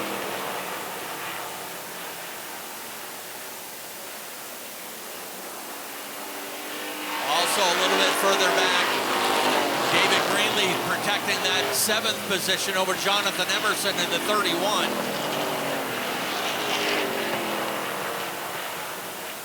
Nearing halfway of this one, 45 down, 55 to go, now 54.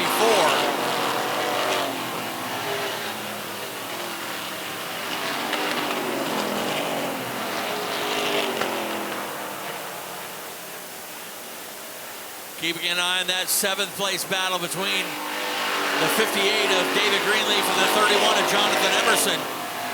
Emerson finally jumping out of line to test that outside.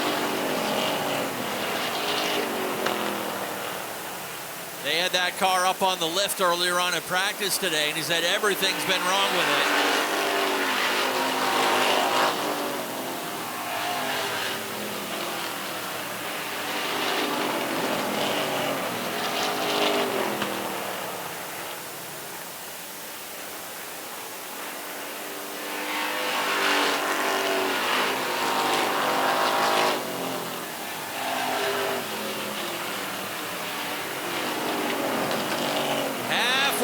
This time by the stripe, 50 laps down, 50 laps to go for Nick Morton.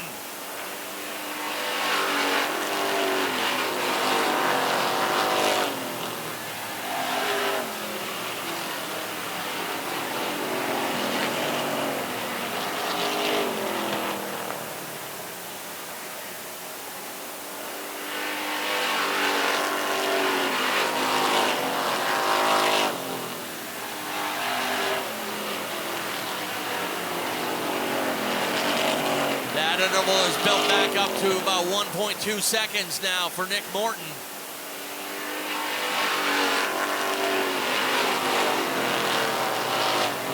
As I said, Nick, winner of Super Street races last year. A two-time winner in that 0-0. Finished second in points to Bubba Pelton, as well as finishing second to Pelton in this race.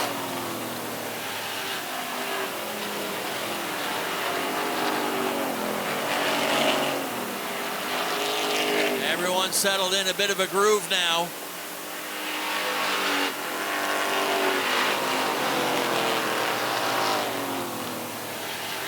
Jonathan Emerson was finally able to wrestle that 7th spot away from David Greenleaf and has pulled away from him for a bit.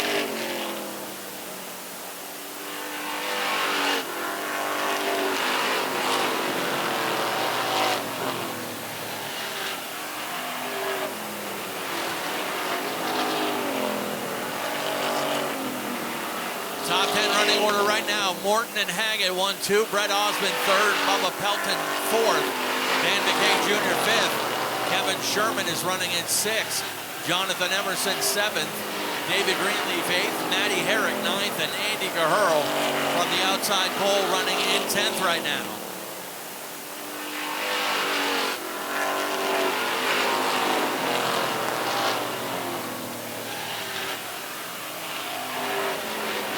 Heading into the latter stages of this race, and this is where attrition starts to take its toll. Guys hoping they didn't use up all their stuff in the early part of this race. But for Nick Morton, the longer this car runs, the longer green flag run, the better this car seems to get.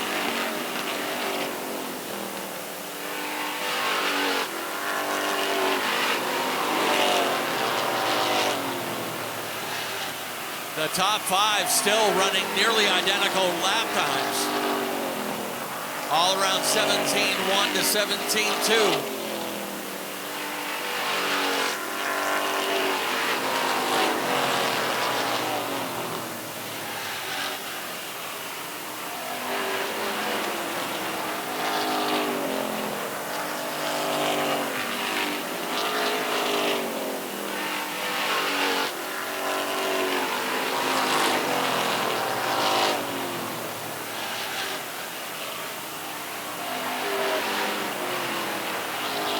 Once again, things starting to heat up in that battle for 4th position. Bubba Pelton's got it. Dan McCaig has tried the outside several times, but really can't get a lot of momentum. And tucks it back in behind to chase him in 5th.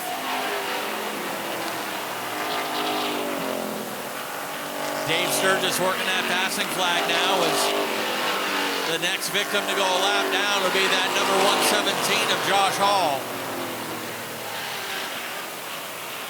Morton's built up a pretty sizable lead, so he can take his time working through this lap traffic.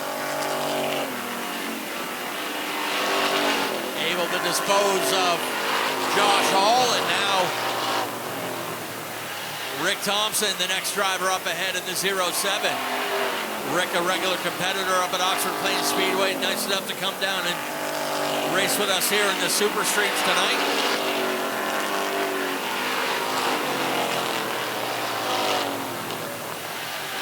Gets up out of the way and lets Morton get through.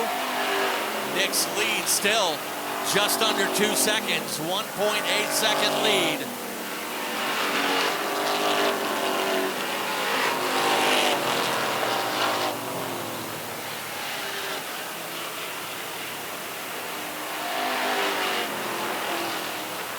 David Greenleaf and Andy Caherl going at it side by side for 8th and 9th. Around goes Caherl on the backstretch. Second caution of the race comes out with Andy Caherl spinning it on the backstretch.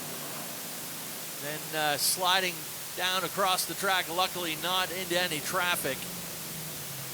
And cars will head for pit road for more work. There goes Emerson Maines, Tapley, and Harnish. Also, the 07 of Rick Thompson. Kevin Sherman giving up his 6th running position to run down pit road. Still plenty of laps. 34 laps left in this one. And Andy Caherl, who started this race on the outside of the front row, is going to need a hook. And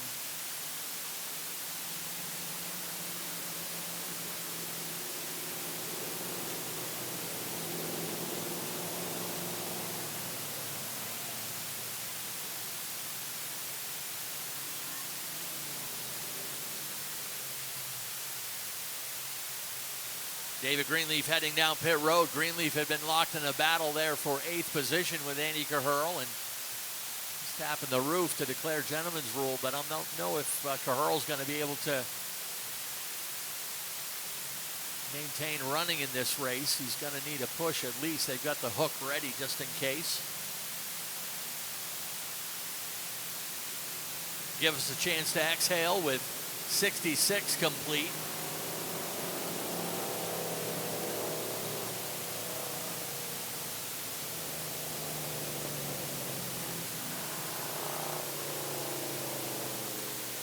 Hey, haven't mentioned this yet, but next weekend, folks, we kick off the month of August.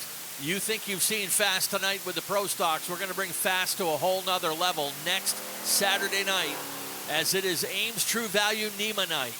The lightning fast NEMA sprint cars return to Maine's fastest track, hustling around this 3/8 mile track in 13 seconds and over 100 miles per hour. NEMA Midgets, NEMA Lights, all presented by Ames True Value Supply, plus our Group 2 divisions. And on top of that, Street Stocks with double features next Saturday night. Everything's going to start an hour earlier next week, by the way, so keep an eye on the website for all the details. But the racing action will start at 4 p.m. next Saturday evening, next Saturday afternoon. So plan accordingly, pack the house, and check out the next level of speed as the NEMA Midgets take on Maine's fastest track.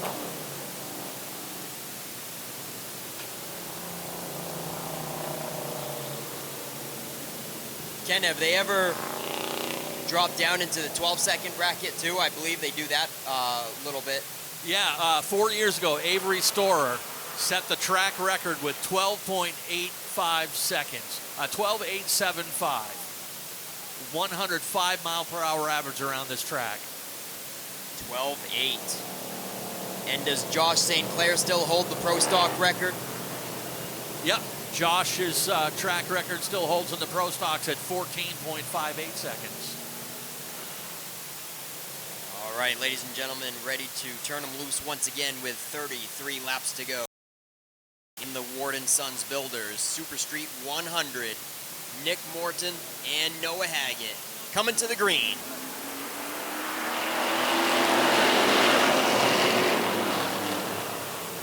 And Morton gets loose into the first corner. Looks like he slightly grazed the driver's side door of Noah Haggett, making it tough for him to run up there in the top line.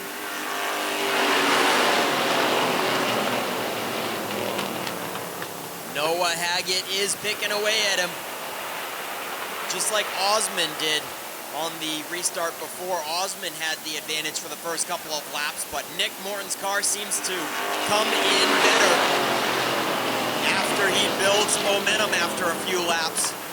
So that is exactly what he's trying to do. Look at him go down the backstretch. It looks like it takes about 3 laps for Nick Morton's 00 to fire off.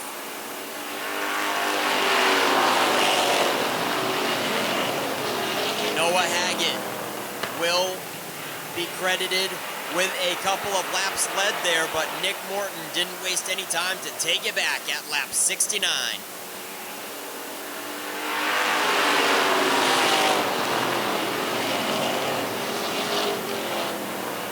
And Brett Osmond capitalizes on Noah Haggett being stuck in the second groove and takes over second once again. Here comes the naughty 43, Dan McKeag Jr. He's gonna take away third. Bubba Belton wants to get a nose underneath the 54 before he can shut it, and he does. Bubba Belton is gonna bring it up alongside wheel to wheel for 4th place.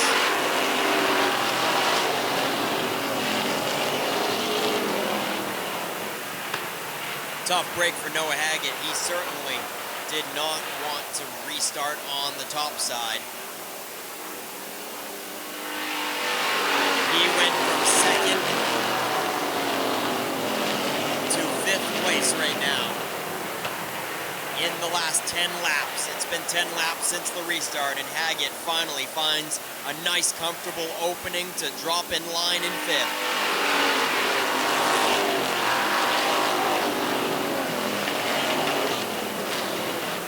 A little beating and banging just outside the top 5. It's Emerson and Sherman, the 31 and the 11. Emerson finally clears and takes the position.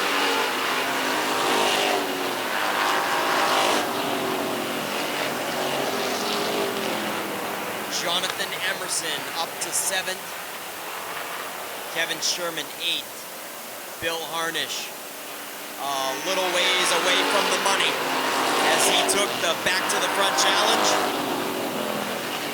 and opted for the rear to try to pick his way back into the top 5 where he can earn himself some bonus money. But currently where he sits now in 9th is not going to get him any bonuses today. It has been all the Nick Morton show as he continues to pull away from Brett Osmond and Dan McKeag Jr. Seems like everybody's been racing for second place here as Dan McKeag tries to keep Brett Osmond honest.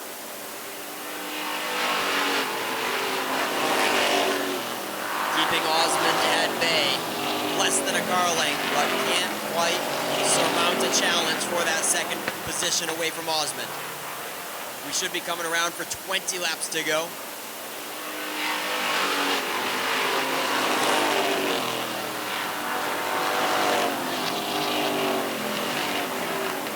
On lap 80, 20 to go, and it's the Nick Morton show for sure.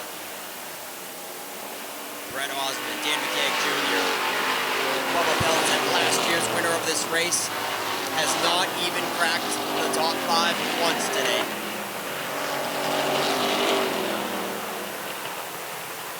Noah Haggett settled in to round out the top 5.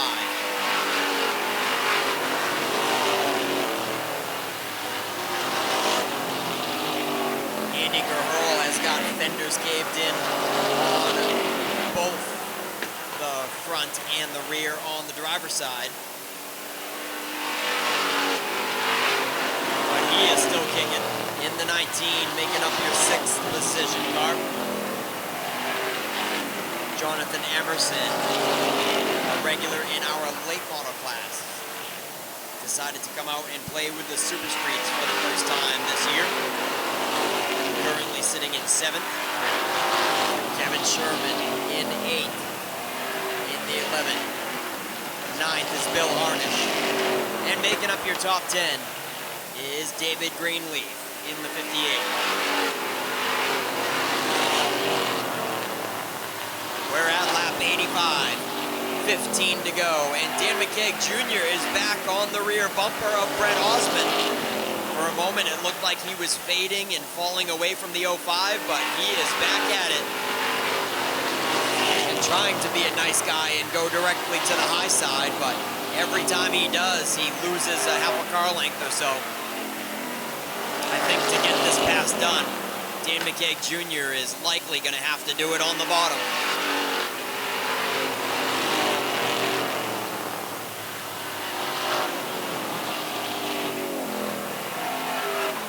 Inside the closing laps of the Ward Sun Builders 100.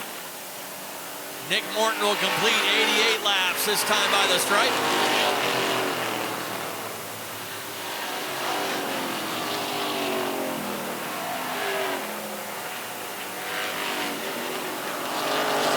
The battle right now is there for second. The 05 of Brett Osmond's got it, but Dan McKeag Jr.'s been on the march and is right there on his heels, applying the pressure.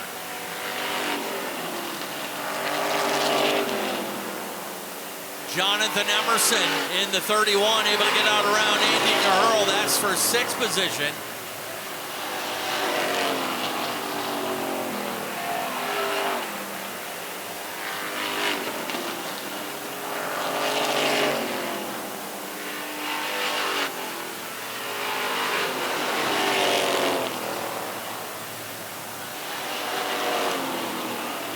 Black flag out on the 23 of Bill Harnish. Yeah, that's rear end oil that we can certainly smell. We've smelled it for the last couple of laps, and it was coming out of the 23 Bill Harnish. He's got a smoke stream, and they're going to eliminate him from the track to not take a chance of putting down any fluid. Yeah, and he'll head down pit road. He did pocket $100 in bonus money for taking the back to the front challenge, but that's his consolation prize as he taps out early. Keep an eye on that second place battle now. They're side by side. Osmond inside, McKeag outside. Brett making that 05 just wide enough. And this time by 5 laps to go on the 00.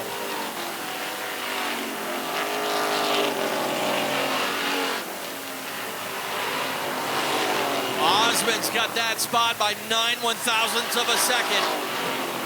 But McKeag's got the momentum. Dan Jr. drives around the 05 and into second.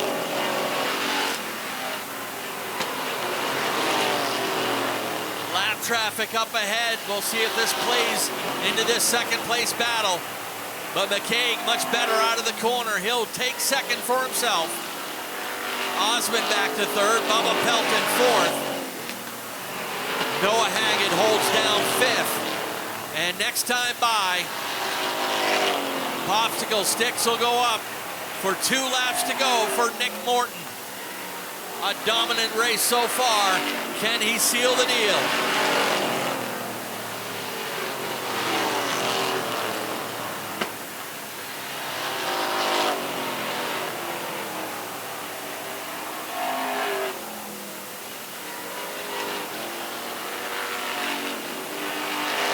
White laundry flies, 3/8 of a mile to go.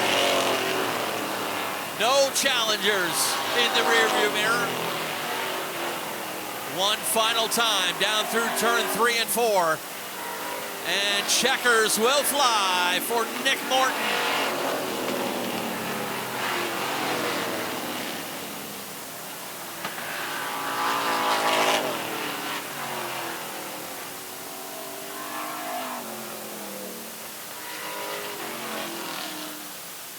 Nick Morton picks up the biggest win of his career, taking the Ward & Son Builders 100 in convincing fashion. Dan McKay Jr. late charge to finish in second. Brett Osmond will take third, and a congratulatory wave to his buddy Nick. Bubba Pelton finishes in fourth. Noah Haggett fifth. Jonathan Emerson sixth. Kevin Sherman seventh. Andy Cahurl eighth. David Greenleaf ninth, and Matty Herrick rounds out the top 10 that is, in car number 95. Just a pair of cautions putting this race to a halt, and a celebratory burnout here on the front stretch for Nick Morton.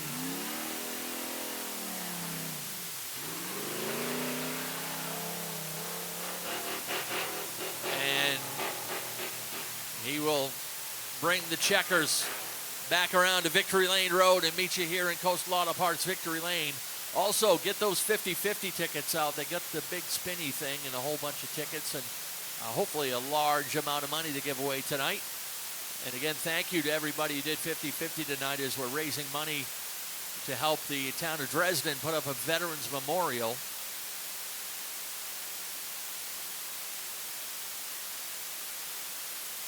I want to thank Steve Perry and Maine the Awards for the beautiful hardware down there in Victory Lane.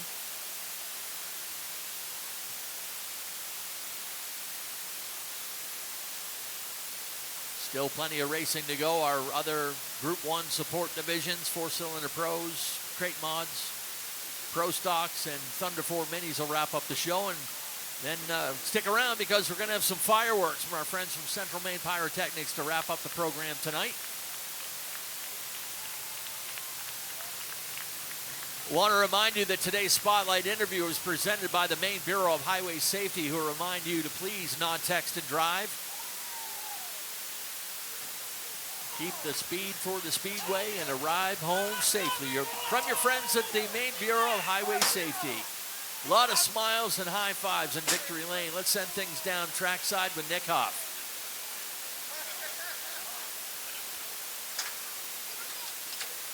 Hey, Logan Melcher, is this guy built different too?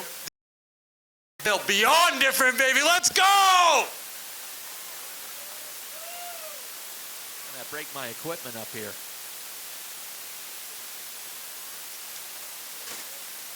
All right, Nick Morton, ladies and gentlemen.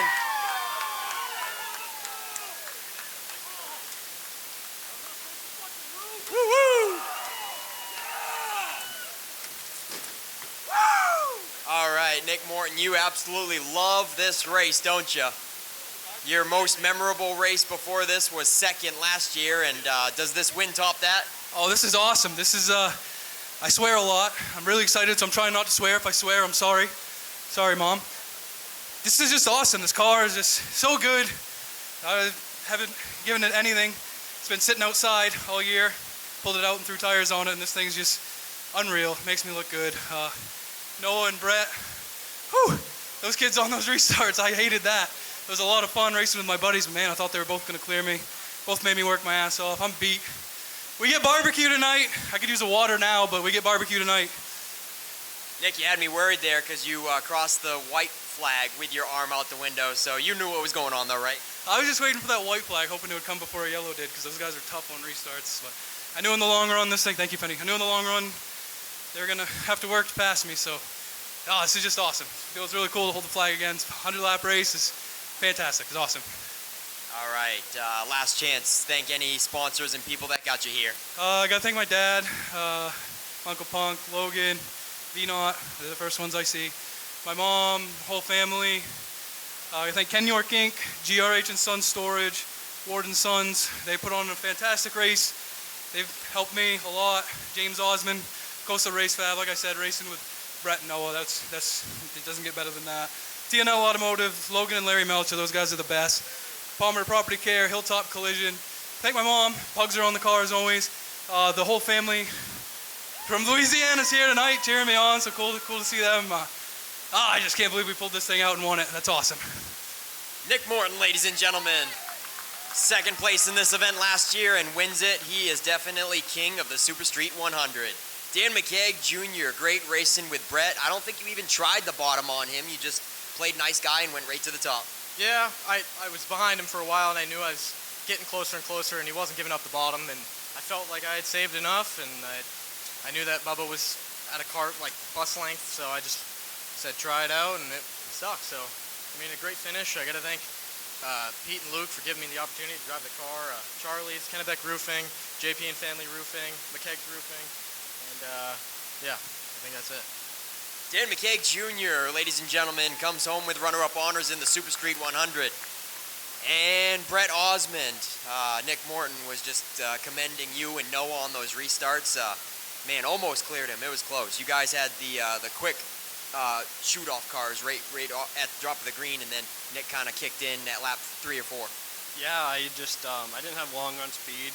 I knew my only chance of getting probably the win was to get Nick on that restart, and I just couldn't do it. I know how bad he's wanted to win that, so I'm really happy for him. And yeah, good racing with the 43 at the end there. I just got a little loose off, and I was just hanging on for top 3 at that point. Well, you got it. So who do you want to thank on the 05 ride? I got to thank Mark and Steve Ward and their business, Ward and Sons Builders, and my dad. And that's all we had today. And my fiance Paige. Brett Osmond, ladies and gentlemen, wraps up the top 3 in the Ward & Sons Super Street 100. And we'll get these guys up here in front of the 00 for top 3 photos for the Super Street 100 in Coastal Auto Parts Napa Victory Lane. Wallace Roofing has been covering houses for over 30 years. Wallace Roofing protects your home from the craziest Maine weather that's thrown our way. And that makes us so excited we often break out into dance. We will be on top of your roof because we know it's the shingle most important part of your home. At Wallace Roofing, we know that a good roof is not just overhead, it's the life of the party. Call Wallace Roofing today and let's get this party started.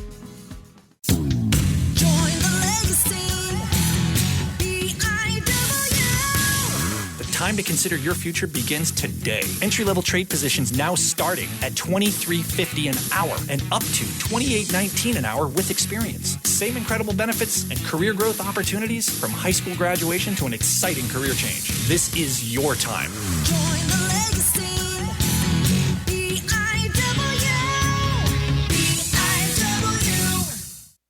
If you are a Subaru enthusiast and you haven't shopped Norm's Used Cars in Wiscasset, you are missing out. Norm's Used Cars specializes in previously enjoyed late-model, low-mileage Subarus, all hand-picked and meticulously gone over to be like new to you. And with over 100 Subarus on the lot starting at $49.95, they have a great selection too. Experience the difference at Norm's Used Cars. That's not the norm. That's Norm's Used Cars. If you've been injured in an accident, contact the law offices of Joe Bornstein today. Talk to us confidentially and free. Find out why we are Maine's most recognized personal injury law firm. Over 25,000 victories for Maine families and over $500 million collected for injured Mainers. Get the help you need and the justice you deserve. Dial 207-CALL-JOE. There's never a fee unless you win. Call Joe today and get the Bornstein advantage.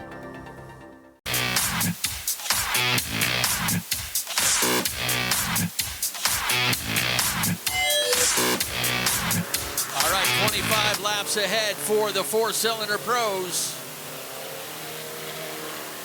Jacoby Thacker at the point with Jackson Moorside outside in the 88. Jay Plummer and Taylor Lane on row 2. Brady Romano, Darren Miranda on row number 3. Emmett Walker and Max Parlin next row back.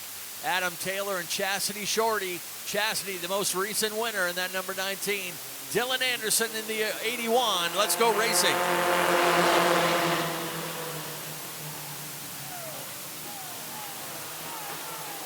And some trouble right off the drop, and it takes 3 cars up into the wall. We go automatic red. Chastity Shorty, Emmett Walker, and Max Parlin all catching the wall up there. Mike running up to check on our drivers.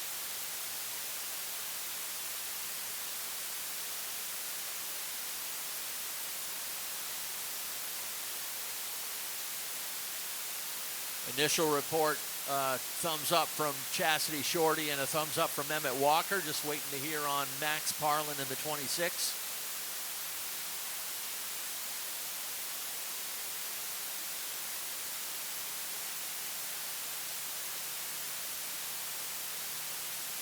Brady Romano taking a little bit of a hit there too as well in the number 78. So all hands on deck with the Pro Body Works cleanup over in turn 1 and 2.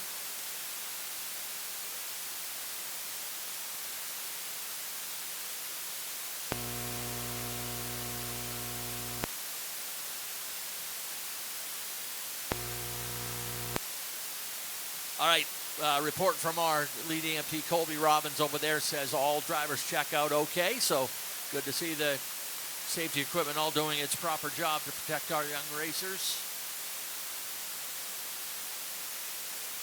And our infield manager, Larry St. Pierre, will get to work with the crew on the cleanup over there. While we have the opportunity, got some Kids Club winners. Not only does Ward & Son Builders sponsor the big Super Street race tonight, but they are also our title sponsor of our Kids Club here at Wiscasset Speedway for the last several years. So if you hear your name, go see Penny downstairs at the Kids Club table. We have Jackson Taylor, Adeline Bailey, Oakley McMaster, Kaylee Whitehouse, Kaylee Crooker, Mason Bolduc, Addie Mank, Cole Davis, Lincoln Willett, Addie Gilbert, and Kevin Bebo. Hope that's right. Jackson Taylor, Adeline Bailey, Oakley McMaster, Kaylee Whitehouse, Kaylee Crooker, Mason Bolduc, Addie Mank, Cole Davis, Lincoln Willett, Addie Gilbert, and Kevin Bebo.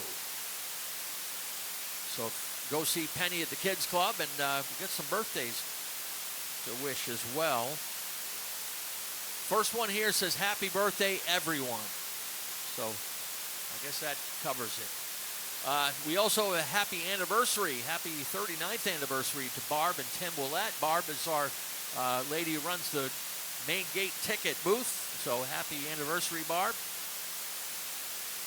Happy birthday to Rick Gacklin. Happy birthday to Isaiah Garish. Happy 20th birthday, Megan Gideon. And happy 68th birthday to Kim Moran. And as I mentioned, happy 14th birthday to my grandson, James Lewis.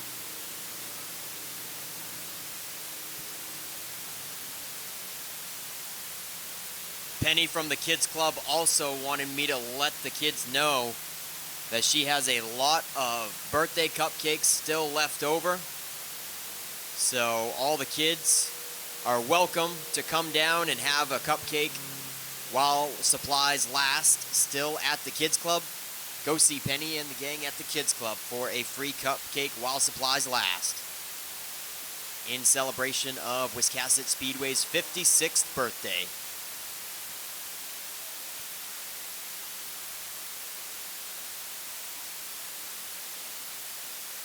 So Dave Knowles and the crew from AC Towing going to work on loading up those cars over there. Max Parlin, the only one able to drive away from that one.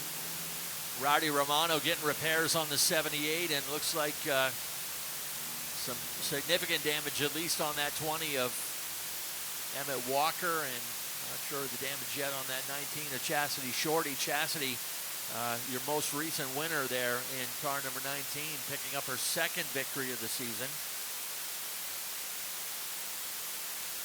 Jackson Moorside in the 88 coming into the weekend as the point leader. Chastity just 6 points behind him coming into tonight. Adam Taylor in the 8, he's been a winner as well. This class has actually put out 4 different feature winners in the first 5 races.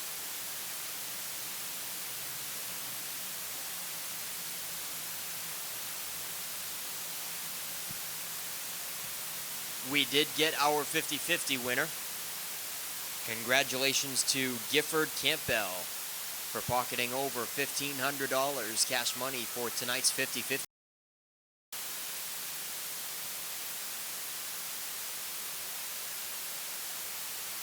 Thank you to the Dresden Veterans Memorial Fund program coordinators for joining us this evening and giving away a couple of prizes and raising money for the Veterans Memorial Fund.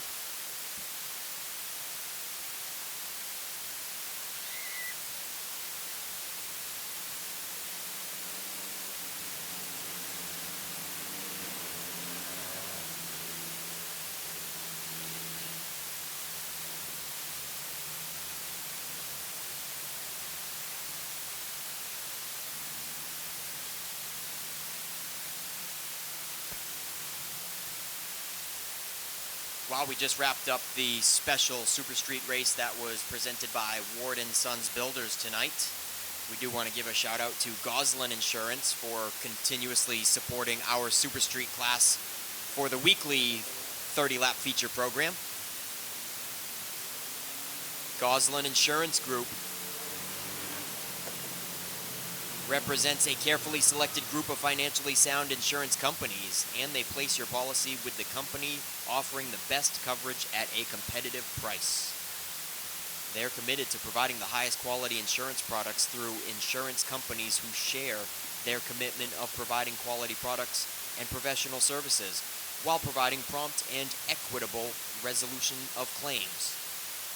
There are over a dozen Goslin Insurance Group agents across the state of Maine, and you can find the nearest one around you at www.goslininsurancegroup.com. And our 4-cylinder Pro Stocks are ready to go green once again, brought to you by Brackett's Market, located on Front Street in the heart of beautiful downtown Bath, with a friendly, helpful staff and the products that you need to fill your fridge, pantry, or freezer at Brackett's Market. All re-racked and ready to go. Dave Sturgis checking him over in turn 4, and we've got a green flag, and we're back underway. As I said, Jacoby Thacker really trying to gun for that first career win. Could tonight be the night he gets it? He's got the point leader on his heels, though, Jackson Moorside.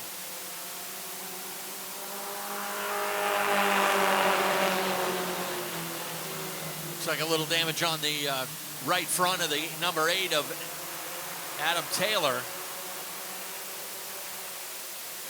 Here comes Roddy Romano back out on the track in the 78. So 2 of the cars able to return to competition.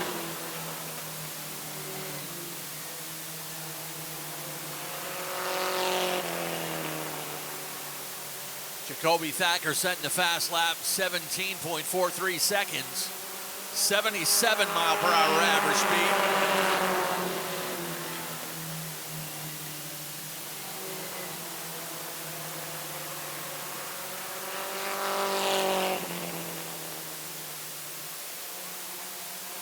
Darren Miranda, the only driver working the high lane right now, brings it right out under the flag stand, trying to work on Adam Taylor, but Miranda settles it down into the lower groove right in front of Taylor Lane.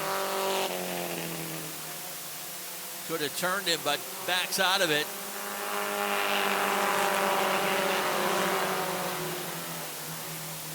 Adam Taylor trying to make a move to grab third away from Jay Plummer. Plummer, a young driver out of Booth Bay, comes into the weekend 6th in points.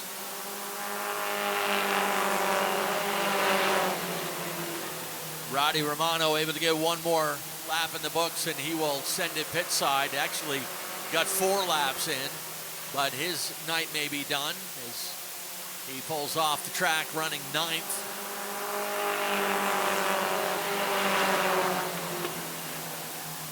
This is one class where we have several rookie drivers, so win a division or some classes, you might have one or two drivers gunning for Rookie of the Year. You've got 5 drivers gunning for Rookie of the Year here in this division.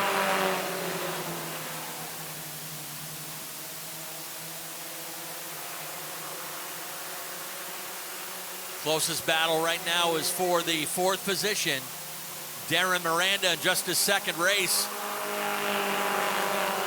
Jay Plummer breaks loose in the 45, lost that on his own, but the car won't fire up, so I believe we'll have to throw the caution as the leaders hit turn 3.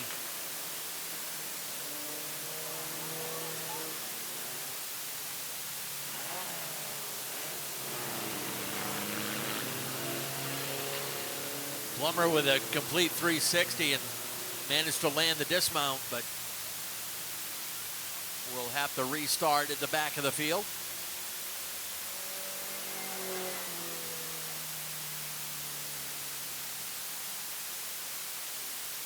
As I said, we've got several first-time drivers here in this division that have made the move from the go-kart ranks. Adam Taylor in the 8, Jay Plummer in the 45, Rowdy Romano in the 78, Dylan Anderson in the 81, Darren Miranda in the 13, all running their first season here on the big track. These little cars, which many people may remember them as Allison Legacy cars down south. We ran them under that name several years back, but a few changes to the cars specific to Wiscasset Speedway, so now calling them 4-cylinder pros. Run a little Mazda truck engine in these things. Takes about a lap to get up to full song, but these things turn about around 110 horsepower. Adam Taylor able to grab 2nd away from Jackson Moorside.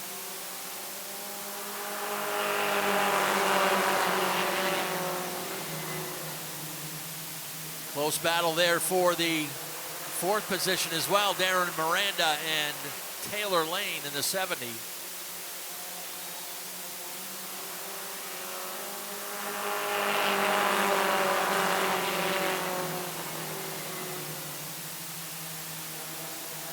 Jacoby Thacker leading the way, but not quite running away with it like he did in the early going of the heat race and early on in this one.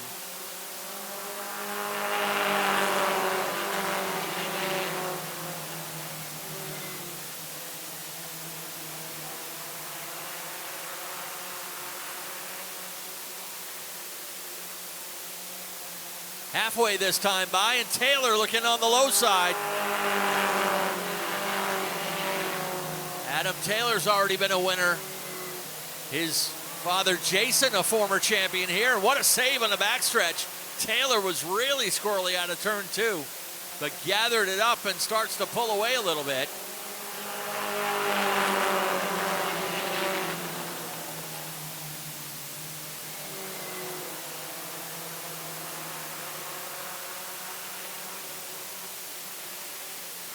So Jacoby Thacker still stands to match his career best with a 2nd place run in the last one of the more recent races back in middle of June.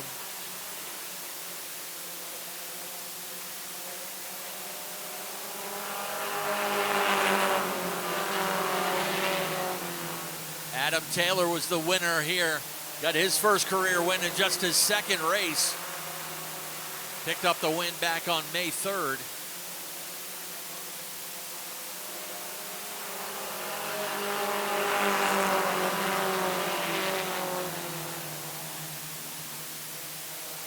Jacoby desperately trying to hold on to 2nd. Jackson Moorside keeping him honest within a car length and right in the rear view mirror.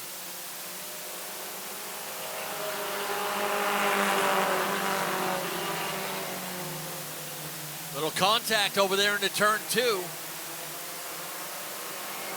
Moorside trying to, a little bump and run action there, but again settles it back in behind. Thacker drifts up wide. Moorside had a peek to the inside. Trying to pull off some of those go-kart moves they learned Oh, around goes Miranda. Can he get it going?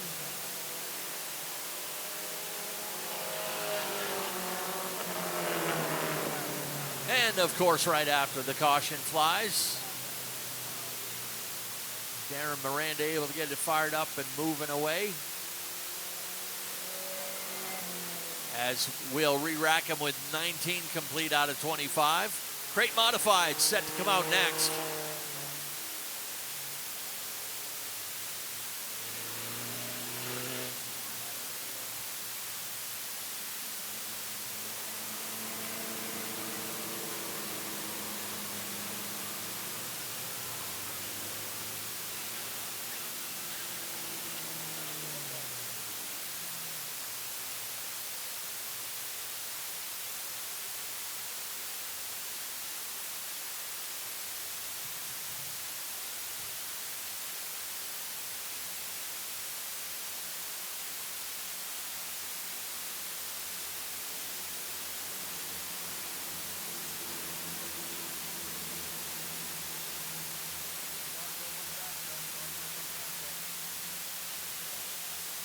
Piece of debris on the front stretch that they'll take care of while we have the opportunity.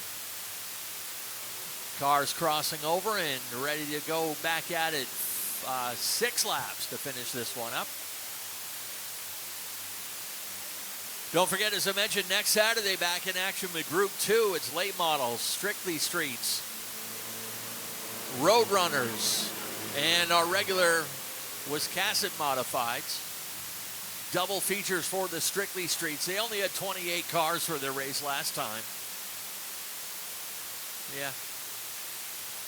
And of course, as we mentioned, the NEMA Midgets and NEMA Lights will try to make an assault on Wiscasset Speedway's track record once again.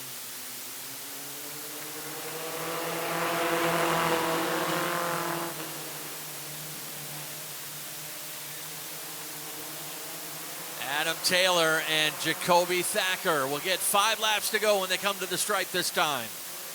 Around goes Taylor, lost it on his own.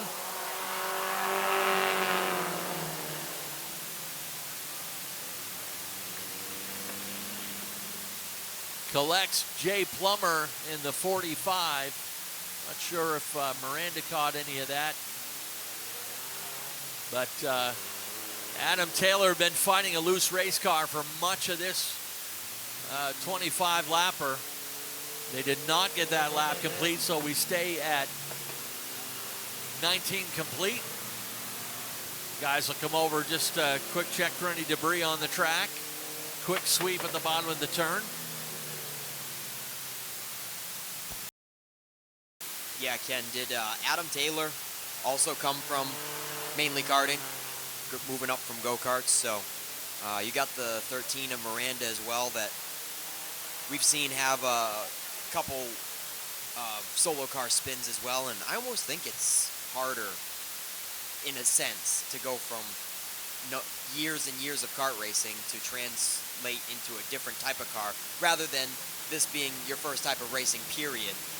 Yeah, it's learned behavior, it's trained behavior, and that kart track up in Richmond is a fast little 5th mile that you're getting around that track in 10 seconds. So a lot of that muscle memory of what happens when the cart gets loose or tight, that's sometimes a little difficult to untrain yourself and then bring a whole different set of skills into negotiating this big racetrack. So these kids doing a great job though, and you really can't maximize your efforts until you find out where the edge is, and that's part of the learning process here with the 4-cylinder pros. Yeah, that muscle memory. I think that both entryways into a new class pose different problems for different drivers, whether you come from racing karts prior or racing absolutely nothing. I'm sure that with the kart experience, you'll be faster right off the bat, but it seems like it'll trick you a little bit with that muscle memory of what you think the limits are of going through the corners, and then all of a sudden you do one corner that's off pattern a little bit and she gets away from you.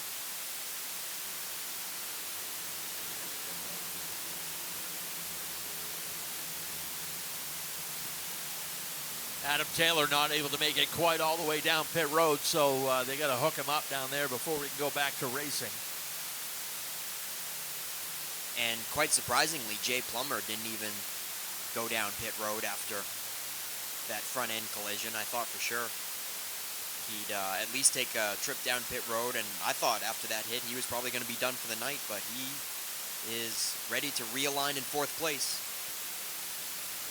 Hey, we had told you a couple times about what's coming up next weekend here at Wiscasset Speedway. If you are a Group 1 fan, they're going to return 2 weeks from tonight with another special show, and it's a big one with a special 3 p.m. start time. That's 2 weeks from tonight as Group 1 returns, and a couple of different tours coming in. We've got the Senior Tour Auto Racers coming in, vintage modifieds from Southern New England, and also the 350 Smack Small Block Super Modifieds. The Winged Warriors will be here at Wiscasset Speedway on Saturday, August 9th. So make sure you get here for that one. So what you're telling me, Ken, is next week is 4 o'clock, the week after is 3 o'clock? That is correct. So be sure to keep an eye on the website for all the details. Stay on top of it, folks.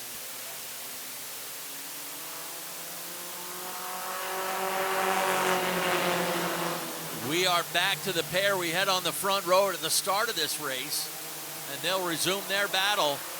Jacoby Thacker back at the point, and let's try it again. 5 laps to go when they cross the stripe.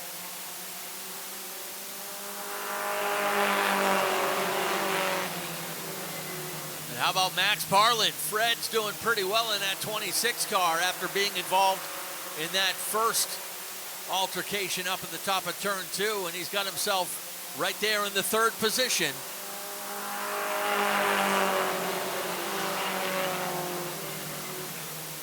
Jacoby Thacker chasing it up the speedway just a little bit. Showed the bottom of the track to Jackson Moorside. But Jackson has to gather it back up for another charge. Looking on the low side again out of turn 4. Tight squeeze into turn number 1. And they'll go wheel to wheel. Dave Sturgis got the popsicle sticks ready, and 2 laps to go when they come around.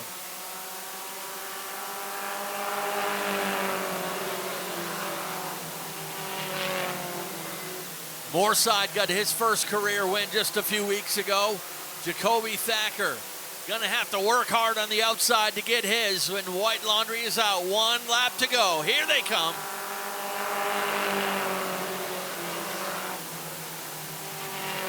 Interval at the line, 41 1/1000th of a second. Moorside completes the pass into turn 3. And double checkers ready to fly. Jackson Moorside will get win number 2.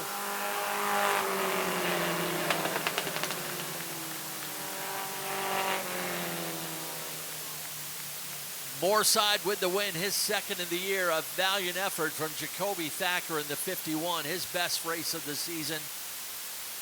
Led a lot of laps and came up just short, but put in an impressive run to match his career best in 2nd. And Max Parlin, he's able to shake off first lap issues and bring that 26 car home for his 2nd straight podium finish.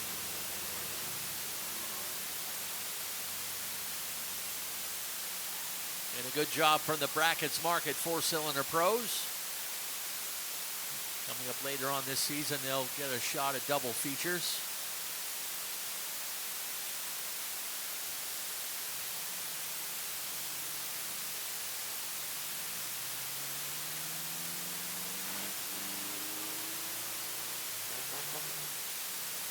The Mod Squad locked and loaded to come out next.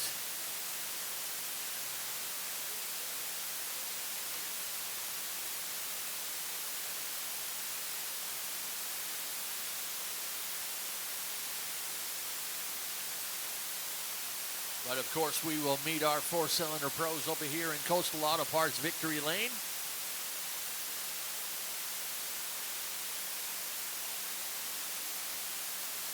Hope you can stick around with us as we'll wrap up the program tonight with a big fireworks display from our friends at Central Maine Pyrotechnics. And if you've been around these parts on our birthday night, Richard Jordan likes to jump right to the finale. So we're going to light him off and have a lot of fun here to finish off the show and celebrating our birthday.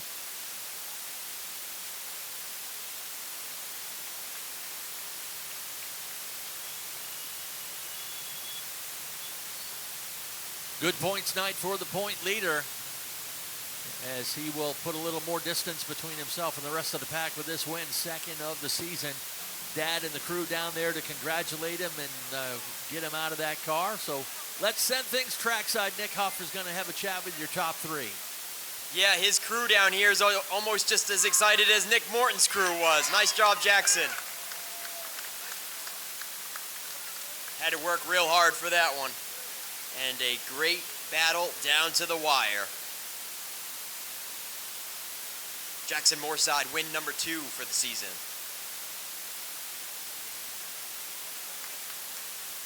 Jackson, heck of a run. Must have been pretty fun to go toe-to-toe for multiple laps like that. Yeah, it was. It took a while to get there, but I'm glad it paid off. But yeah, I'm glad he raced clean. I'm glad nothing happened between us. So he's a nice guy, so I don't want to wreck him or anything. So yeah, of course not. Who do you want to thank for sponsoring the 88 ride? I want to thank Sam Snow Construction, Perfect Fit, Nest Beef and Beans, Stephen Pelletier and Sons Drywall, Wolf Auto Service, Marshalls, Automotive, my mom, my dad, Maddie, my grandparents, Johnny, Caleb, Joe and Jacoby Maines, and Julia. Yeah. All right, Jackson Moorside, ladies and gentlemen. And runner-up goes to Jacoby Thacker. Oh, man. I think the closest you've ever been to getting your first feature win, Jacoby. What are you thinking about right now? It was a fun race. I'm glad I got raced clean. The car wasn't handling the night I wanted it to, but we're going to take a second place any day, so glad to be here. Who do you want to thank for helping you on this 51 car? I'd like to thank Beauty Barn, Layton's Garage, Bad Boy Mowers, Proto, Revival, Ted's Trackside, Thermal Fabrication, Odette's, Chasing the Checkers, and my stepdad, and everybody that came, my grandfather. And would like to give my trophy to my great-grandmother. Our great-grandfather just passed away not too long ago, and glad she can make it. Yes, we are too. Congratulations. Nice work, guys. And it's Frank with a top 3 tonight. Max Parlin. It was a long journey to get here. Lots of cautions, and it looked like you had a bird's eye view at a lot of the action and spins and wrecks and carnage. Yep, it was a close one. A couple times. Right over by that wall. It was close. It was close. Who do you want to thank for the long endeavor to finally get into victory lane here tonight? Everybody that helps. BNS Paving, Bad Boy Mowers, NC Hunt, Bunker Hill, Cleanup Group, and Black Meadow Farming. Get this guy a cheat sheet for next week, right? Max Parlin, ladies and gentlemen, wraps up your Pro 4 top 3. Right up here, guys, in front of the 88 for some top 3 photos in Coastal Auto Parts Napa Victory Lane. And it sounds like it's time for the ground pounders, ain't it, Ken? Yes, it is. Time to bring out the Mod Squad. Let's do it. This one starts with two-time winner John Rickey on the point in car number 4 out of Westbrook. Outside of Eden, Ryan Neal out of Wiscasset in the number 26. Number 14, Ethan Guptill out of Paris. The number 8, Doug Phillips out of Phillips. Row number 3, Billy Dixon out of North Waterboro. And the number 33, the point leader will line up to his outside. That's Ryan Phillips out of Saco. Ryan's been a runner-up in 4 out of the 5 races. He is a guy gunning for his first win, but he has been the most consistent driver in this division. Bubba Pelton is in car number 27. He's already been a winner this year. Alan Moeller, the Hall of Famer, in car number 68. And Glenn Griswold out of Connecticut in the number 60. coming up to drive a car he ran regularly down New England. Let's Go Modified Racing.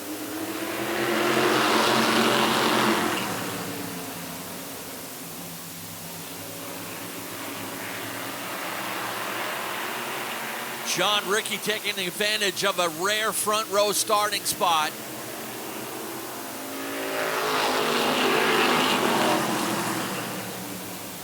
And everybody packed up tight behind that number 8 of Doug Phillips. Doug grazes the backstretch wall.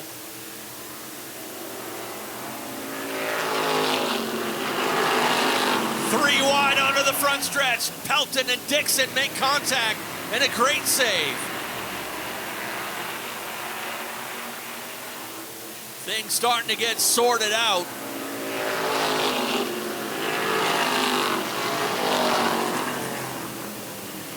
John Ricky in charge, Ryan Neal second. And Ryan Phillips on the move, now up from 6th into 3rd.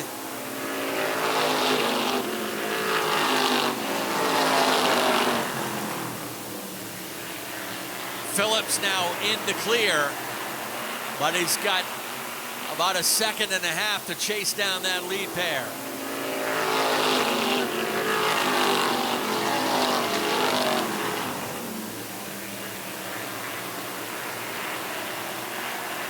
Ryan Neal doing a good job keeping pace with the 2-time winner.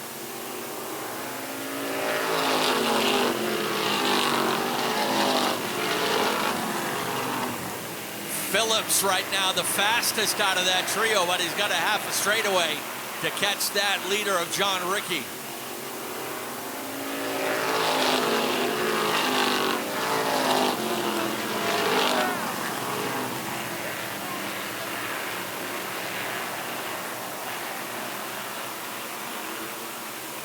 Still slowly but surely reeling them in.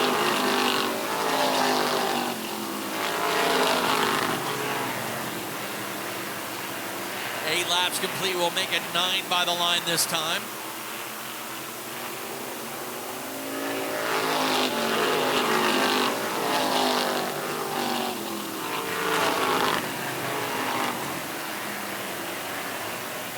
First 10 will be in the books this time by the stripe.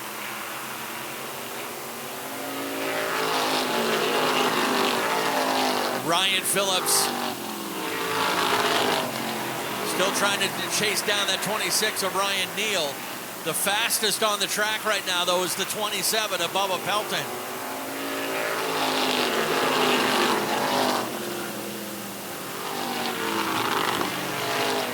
This is a new weekly division started up this season here at Wiscasset Speedway, bringing Tour Time Modifieds back as a weekly division in the state of Maine for the first time in 25 years. Actually, in 35 years.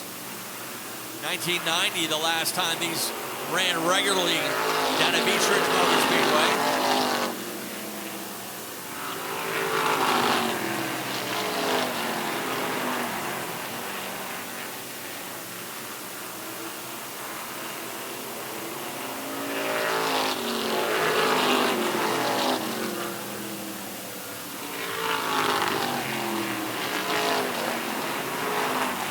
This time by halfway, 15 down, 15 to go.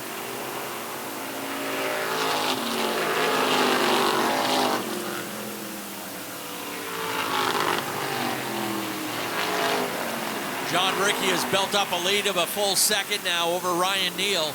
Neal trying to nail down his first podium finish.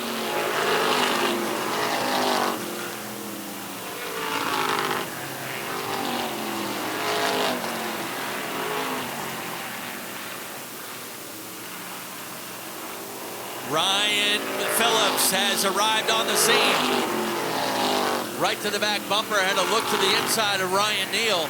Those two will go at it for second as John Ricky stretches out his lead to a 1.5 seconds.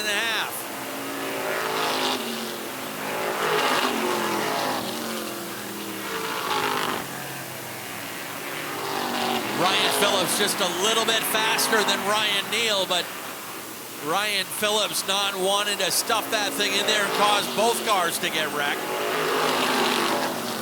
Now he'll jump to the outside over there in turn 1 and 2. This time by 10 laps to go for John Ricky.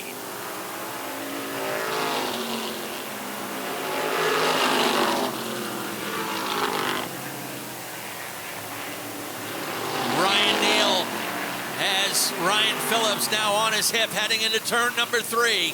Even up. And Bubba Pelton has joined the mix as well.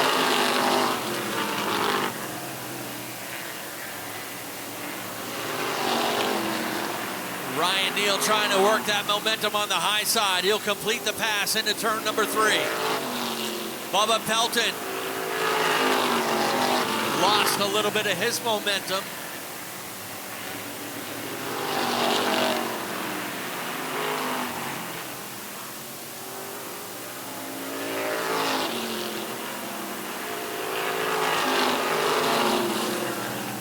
Ryan Neal's getting ganged up on now by Bubba Pelton on the high side. Alan Moeller sneaking in there on the low side. And Pelton slaps the backstretch wall.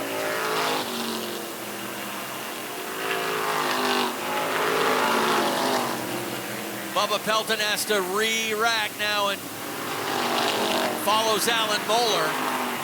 5 laps to go for John Ricky.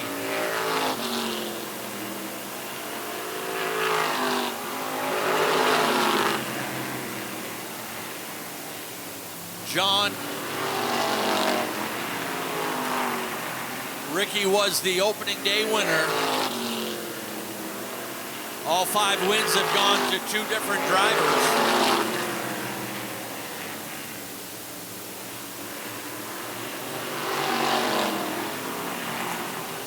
Pelton's having a lot of trouble coming out of turn 2. Had to check up to keep it off the wall that time as well. 2 laps to go when they come around this time. Ryan Phillips all alone in second. And a great 3-car battle for the final spot in Victory Lane. Bubba Pelton has it by 6 1/1000ths of a second.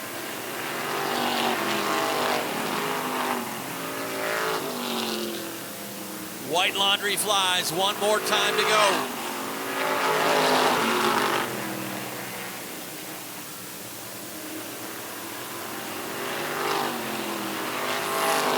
Final time out of turn 4, checkers fly. John Ricky gets win number 3.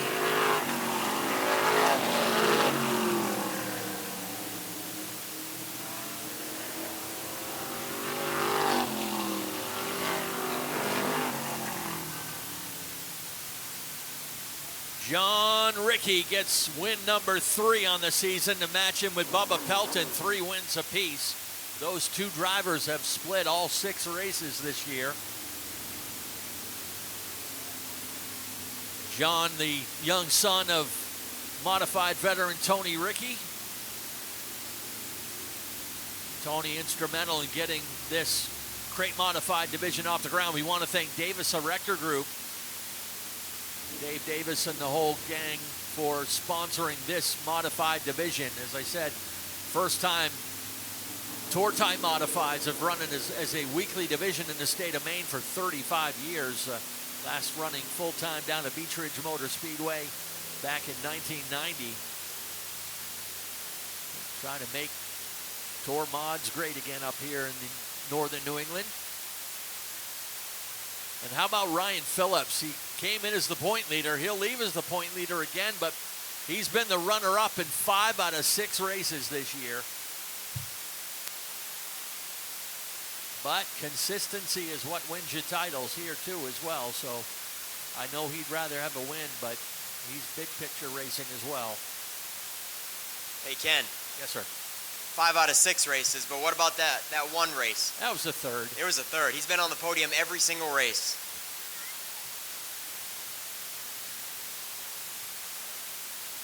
Yep, the only driver in the class to be on the podium in every race. And they'll come around Victory Lane Road and join you right here in front of the grandstands to celebrate with you fans.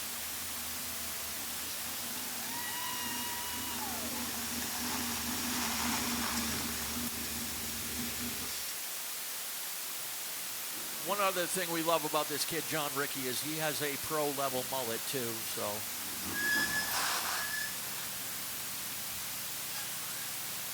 So as the crew is ready to help out, Dad's the first one at the window, and we are ready to send things trackside. Nick Huff's got your top three here with the Davis Erector Group Crate Modifieds. Yeah, nice job to John Ricky. Started on the pole and drove away. So it gets a little bit difficult each and every time to try to think of something unique and different to talk to him about, but I got a question to ask him about the nose, or maybe I'll ask Dad. I like the creativity on the nose there. It's like a garage sweeper, like the gasket on the garage door or something. Yeah, well, I got sick of him knocking the valance off, so this way it doesn't get busted every week. Does it sweep the track too and keep the track clean at the same time? I don't think so. It's not on the ground. It just looks good. All right, that's my unique question of the night. Ladies and gentlemen, John Ricky climbs out for win number 3 of the season. John, you having fun in these things? You like these cars? I'm having a lot of fun. These things are awesome. Nice job cleaning house tonight. Who do you want to thank for sponsoring the 4 car? ES Bulls, Cumberland Auto Salvage, KDW Landscaping, J. Ricky and Sons, Jim Small Engine, Island Seal Cone, Dad, Katie, Mark, Polly, everybody. All right, John Ricky, folks, one more time. And Ryan Phillips with another second place trophy to add to the collection. Yeah, we're still looking to get up there, but he had a long ways to go. By the time I got to second, he was gone. But great race for the 26. I was really pulling for him to get third. I'd love to see him up here and put some more distance between me and the 27, but you know, it's still a great day. I'm happy to have all my mainly karting people here today. We must have the biggest fan base in the pit area tonight, so thank you all you guys for being here. Briggs Contracting, Apex Services, Southern Maine Pools, Dow Excavating. Thank you guys.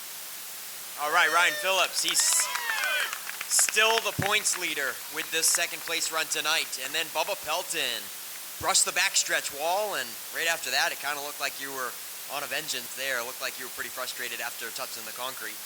Yeah, I didn't give me much room out there. Thought I was clear, but I guess not.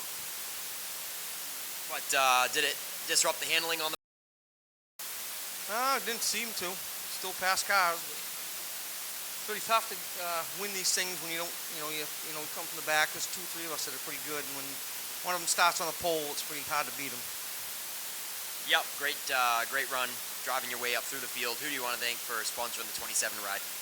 Davis Erector Group and Zach Out Construction. All right, Bubba Pelton, ladies and gentlemen, wraps up the top 3 in the 207 crate mods. Yeah, it is pretty comfy in Victory Lane, isn't it there, Ryan? Got a lot of fans here in Coastal Auto Parts Victory Lane. To wrap up the Mod Squad, the Ground Pounders, putting on a heck of a show. And yeah, as Ryan Phillips said, I think a lot of us were cheering for Ryan Neal to finally take home a piece of hardware. He has been running modifieds for 2 years now. Last year and this year, year 2, and still has not been on the podium. So we're rooting for you, Ryan. It was so close tonight. Great run. Back up to you, Ken.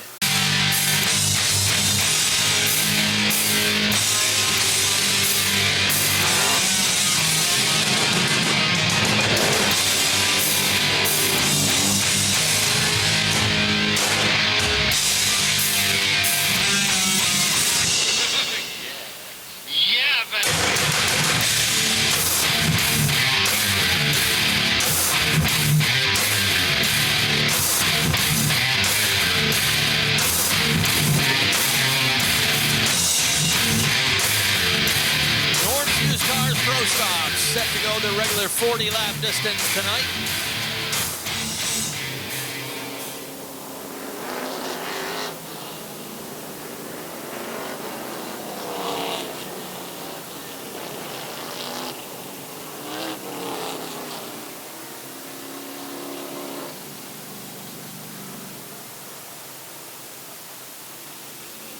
Lineup for this one has the Hall of Famer Kelly Moore at the point in car number 47 out of Scarborough. Will Collins out of Waldoboro in the 28. Charlie Colby, the veteran from Newcastle, in the number 2.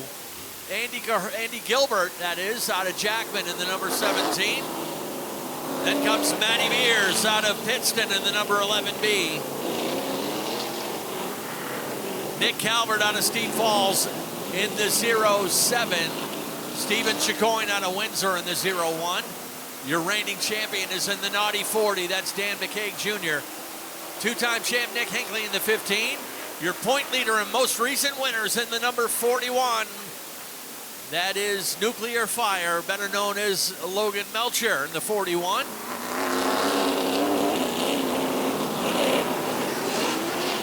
Daniel Harding is in the number 38. Shane Clark in the 21. Larry Gelinas in the number 37. And David Getchell filling out the field here for the Norms Used Cars Pro Stocks. 40 laps ahead, the regular distance. Kelly Moore and Will Collins. Here they come. Green flag is out.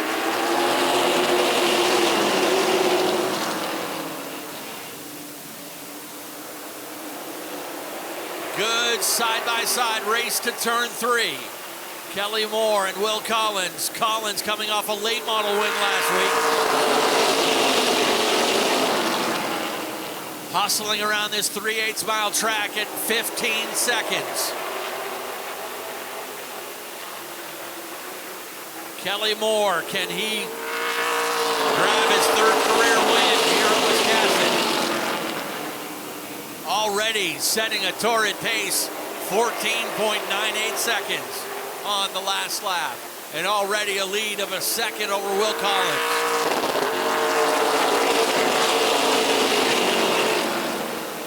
Collins all alone in second. Andy Gilbert holding down 3rd.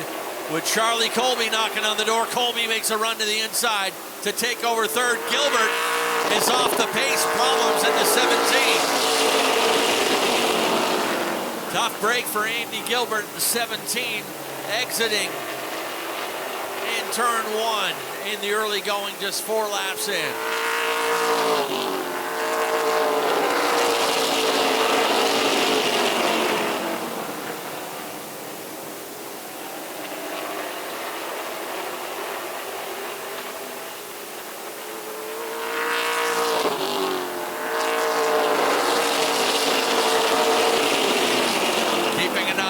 The field with some heavy hitters picking their way up through there. The 15 of Nick Hinckley's already up to 6th. Daniel Harding from deep in the field as well in the 38.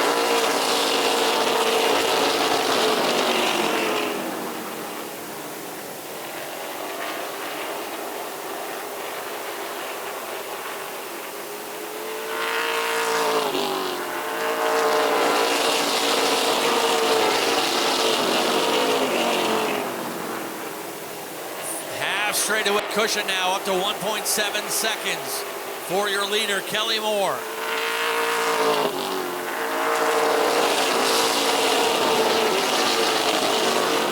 This is the place where he started his Hall of Fame career, but moved on to success everywhere, including the Busch North Tour.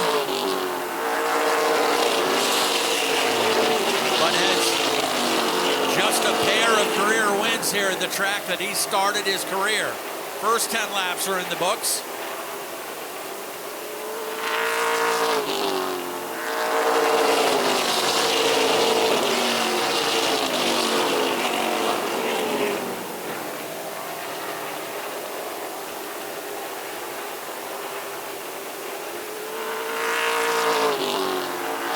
Things starting to heat up now for second. Will Collins has got Charlie Colby right on his back bumper. And Daniel Harding still marching toward the front. Harding started this race back in 11th, and he is now up into 4th.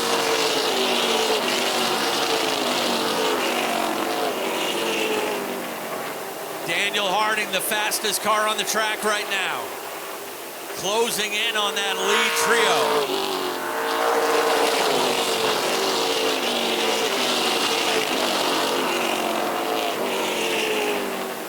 Charlie Colby looking underneath Will Collins into turn 3.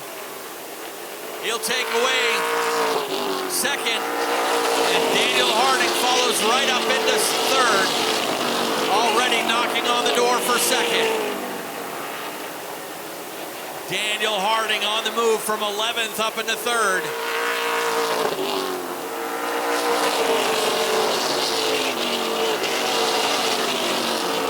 Harding was main driver of the month here at Wiscasset Speedway, with a little help from his win in the Coastal 200.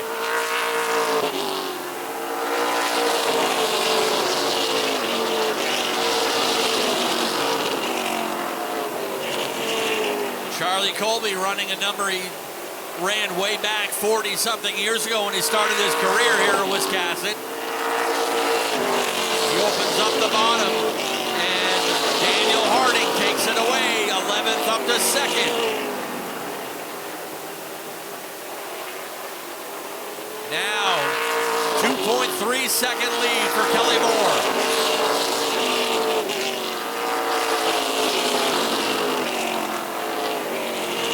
This time by it's halfway, 20 down, 20 to go for Kelly Moore.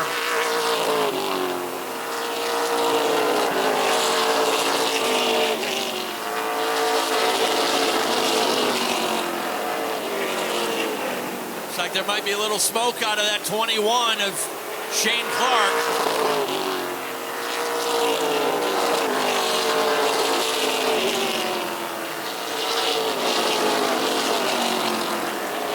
Clark gives over the spot to Logan Melcher in the 41.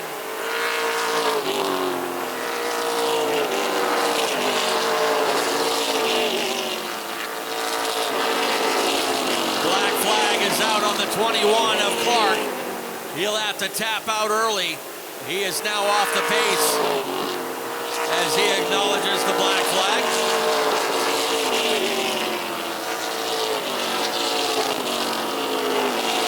Daniel Harding eating into that lead from the veteran Kelly Moore.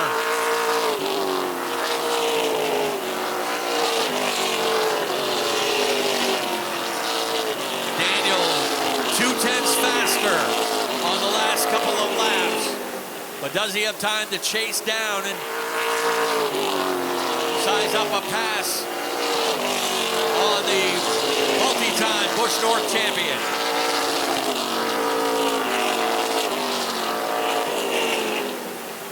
The lead is down now to 1.2 seconds. Knocks another 10th. Daniel Harding about a 10th and a half faster last couple laps.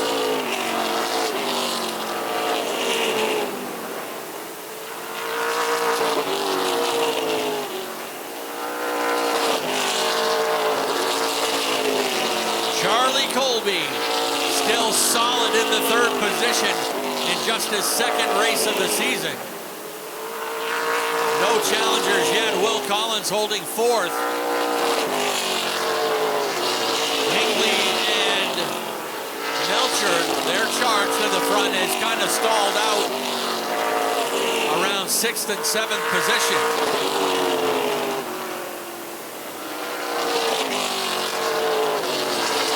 This time by 10 laps to go on the number 47 of Kelly Moore. Daniel Harding has caught him. Kelly Moore makes him jump to the outside. He'll ride him out wide out of turn 4. And Harding is going for it on the outside, drives around Kelly Moore and into the lead.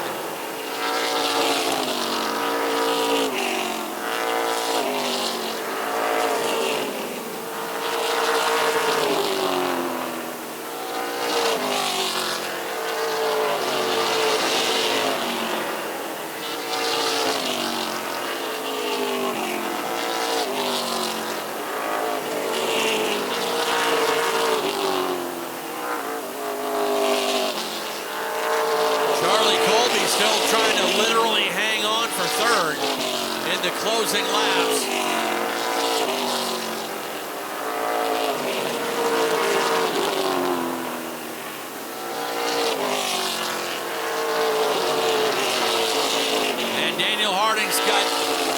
Just 5 laps to go.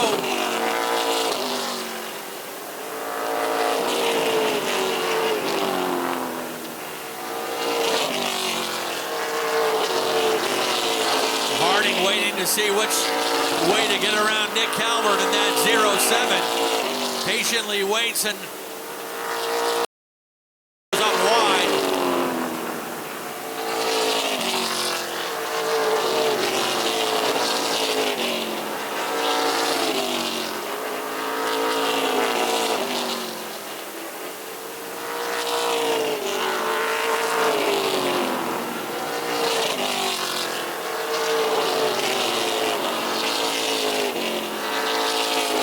Next time by, just 2 laps to go for Daniel Harding.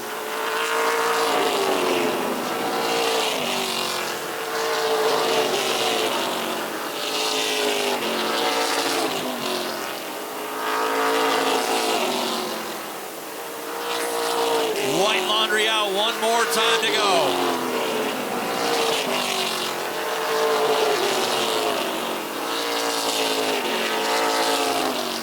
One more time down through turn 3 and 4. Checkered flag flies. Daniel Harding will get the win.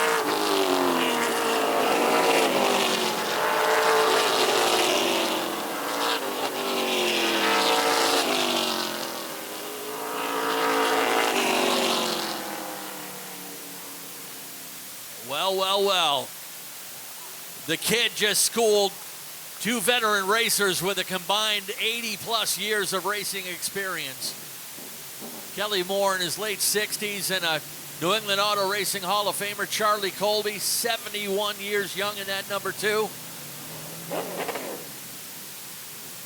And 15-year-old Daniel Harding just took him to school.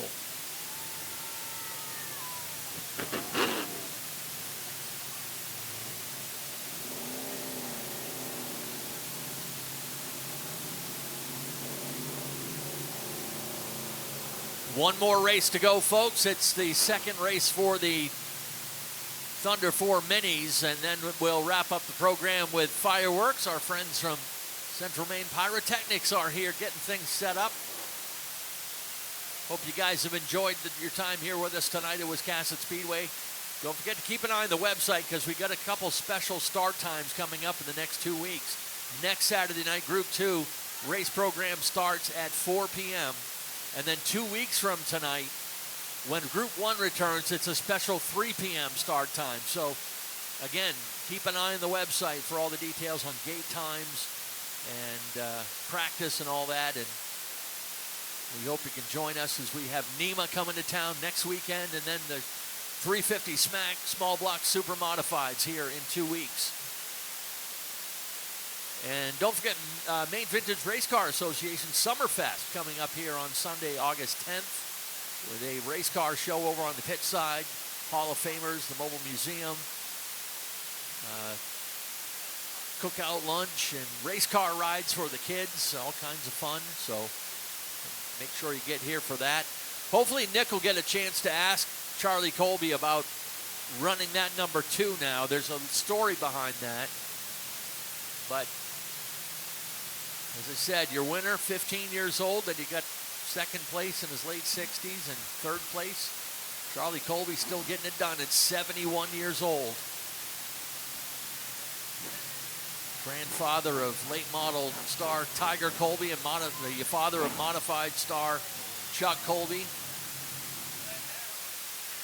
What a race, going green to checkers, caution free. We like that. And a first career Pro Stock win for this kid down there in the number 38. So let's send things trackside with Nick Huff.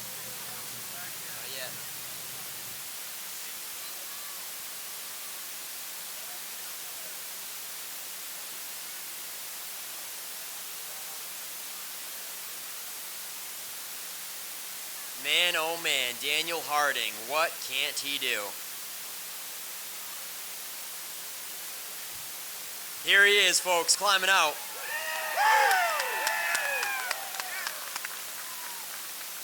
Well, I don't know if this nickname is going to stick, but you certainly are a smooth operator. I don't see this car ever twitch. You're just flawless out there, Daniel. Yeah, got a lot of great people helping me that taught me everything I know, and just can't thank them enough for this. Just go out there and do exactly what they say, and it works every time. So. Was there any other sponsors you wanted to thank? Yeah, Marshalls, Max Cookson Racing, all these guys, Distance, Matty B, just everyone that helps. This is awesome to be this consistent. Yes, it certainly is a very consistent car. Doesn't fade, doesn't fall off towards the end. Nice job, Daniel Harding, coming out for his first Pro Stock race of the season with the same late model car and gets it done. And Kelly Moore, you guys had a little bit of paint swapping and rubbing going on. Tell us about that battle. I didn't even feel it. Well, we had a good run, and congratulations to the 38. He ran a good race. First time we've seen him this year, so I'm sure he had 4 new tires on, so that's 4 new rubbers will make a difference. But we had a good race. I just want to congratulate the whole team for sticking behind me. Epoxy Floors North, and Danny Plant with Plant Seafood, and all these guys standing behind me that help me every week, in and out, and stand behind me no matter if it's good or bad. So appreciate everyone coming out and watching us tonight. Great summer night, and hope you had a good time watching us. Nice run for Kelly Moore. Certainly led the most laps, but Daniel Harding slowly but surely reeled him in. And Charlie Colby just came out of semi-retirement a couple weeks ago. You having fun out there in the Deuce? Yeah, we're having good. She's really fast, and but that 38, I like to have what he's got for shocks, but I ain't got them. So, but yeah, otherwise, I think a couple more weeks we'll dial her in. She's brand new. She's only second race, so she's pretty fast. Tell us a little about the Deuce racing history. How come you're not 78 or 87 like the other generations you got coming here? Yeah, well, back when I raced Oxford for years, I always was a Deuce, always was. And then I raced up Unity, and I was that way back. So I had some people wanting me to put it back on, so I did. Yeah. Yeah, that's right. You used to be 72 last time you ran here. Yeah, always was 72 at Beach Ridge. And one time Beach Ridge asked me if I'd change it to 72 because Cusack had that. So I said, yeah, no problem. Gotcha, that makes sense. All right, so now that the 2 is open, Charlie Colby is repping it once again. So Charlie Colby, Kelly Moore, we'll get you up here in front of Daniel Harding's ride for some top 3 photos in Coastal Auto Parts Napa Victory Lane for the Norms Used Cars Pro Stocks 40-lap feature as we gear up for Thunder 4 Minis round number 2 for the night. And stick around, there is a spectacular birthday celebration fireworks capping off the night. Don't go anywhere. Yeah, thank you, Nick, and congrats once again. Daniel Harding picking up his first career Pro Stock win tonight here at Wisconsin Speedway. Let's bring out the Thunder 4 Minis one more time.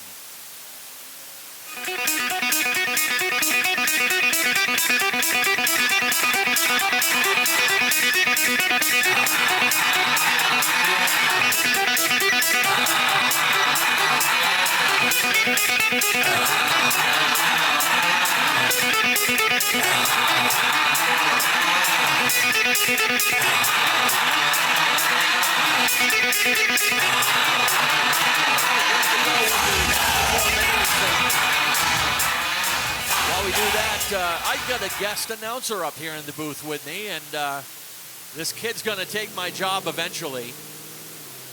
But I've got my grandson James up here. 4 years ago, I had you do driver intros for a late model race, so I'm going to have you come up here and help call this Thunder 4 Mini race. You ready for this? Yeah, should be fun. Why don't you give us the starting lineup while we're getting ready to go? All right. Starting on pole in the number 89, we got Pete McCullough. Starting outside front row in the 42X, Ricky Austin. Starting in third in the 88C is Derek Cook. Starting fourth in the 39A, we got Alex Brown. Starting fifth in car number 7 is Shane Weber. Starting sixth is the number 19 is Zach Audette. Starting in 7th, we got our previous winner in the 08, Kyle Ouellette. And rounding up the field in 8th, we got the 7X of Michaela Weber. Awesome job. We're clearing up Coastal Auto Parts Victory Lane and getting ready to turn these guys loose for 25 laps to finish up the show.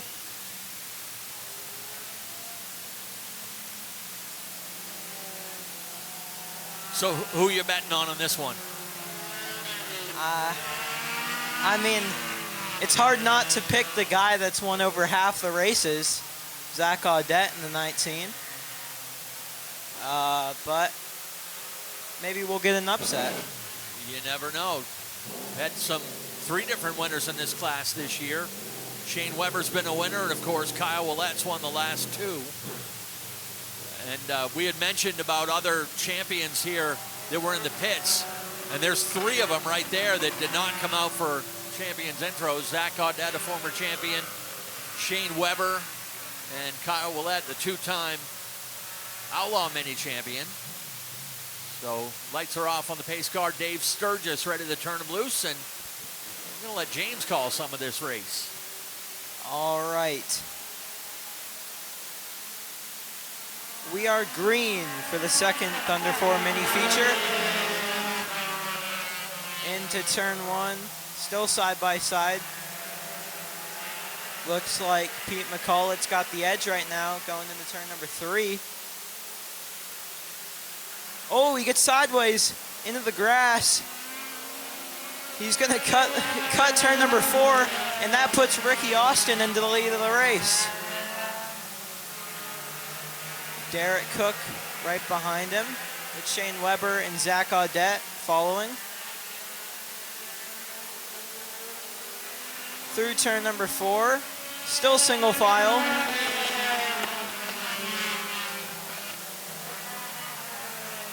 Audette might be trying to make a move. He pulls up high, a little bit too high there, and there's some contact for the lead.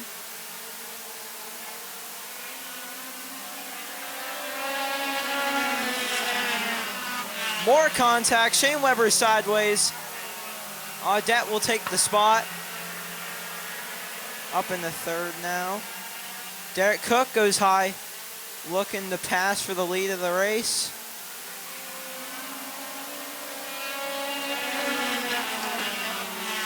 Derek Cook entering turn 1.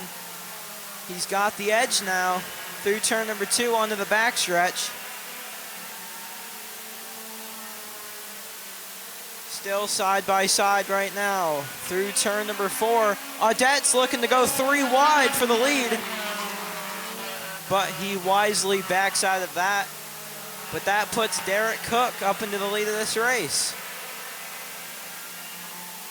Audette looking low, got into the grass a bit, even more sideways. And behind him, Alec Brown looking for 4th on Shane Weber.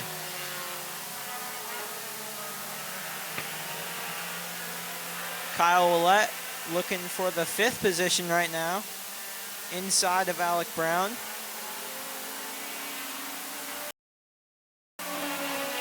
And he will get that spot. Derek Cook is starting to pull away from Ricky Austin right now. Zach Audette goes to the outside, looking for the 2nd position. Side by side down the front stretch. We're 8 laps into this race. Zach Audette's got the edge down the back chute. Will dive it down into turn number 3.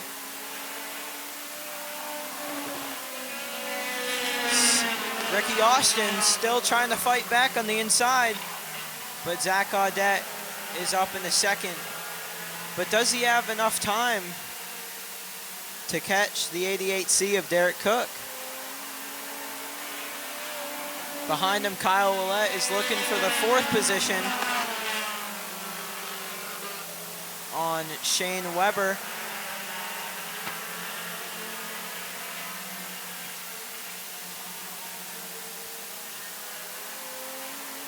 Through turn number 3, Willette staying on the outside, goes really high up on the front stretch.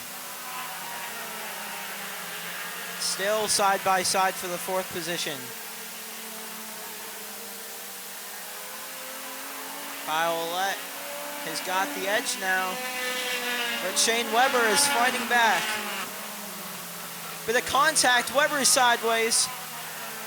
Willette backs out of that,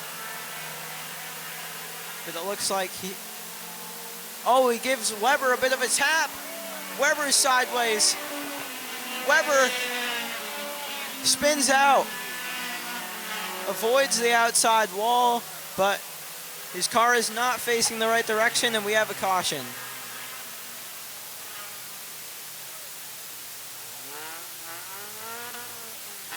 I think.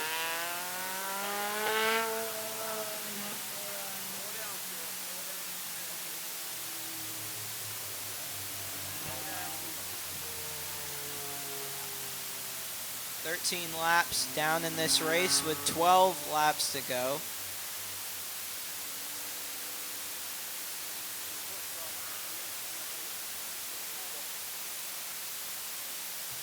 Right now running, Derek Cook has the lead. He took the lead around lap like 3 pretty early in the race. Zach Audette in second, Ricky Austin third, Kyle Willett in fourth. Alec Brown will round out your top 5.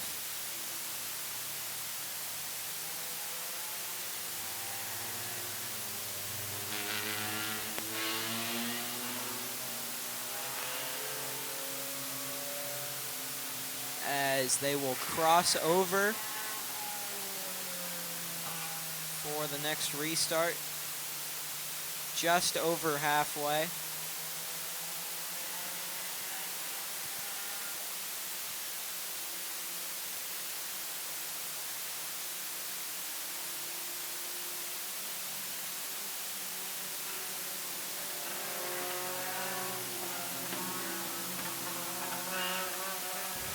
Lights are off on the pace car. We will go green this time. Derek Cook on the inside, Zach Audette on the outside.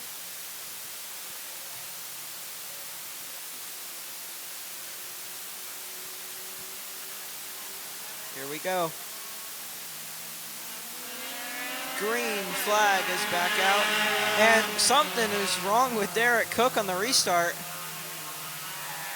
Maybe missed a shift, but Zach Audette will easily take the lead of this race with Kyle Willett going up into second. Derek Cook in third.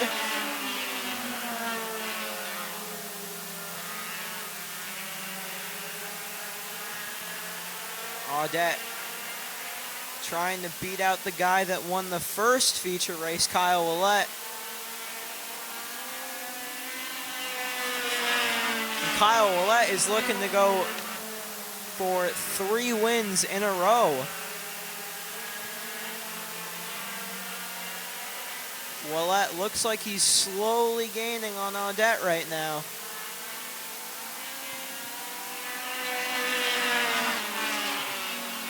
As they cross to 9 laps to go in this race.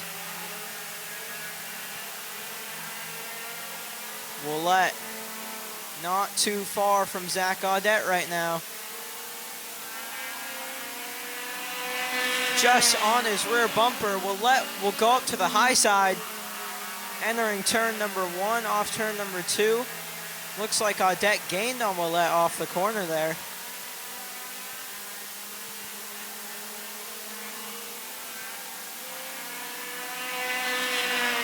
Seven laps to go now.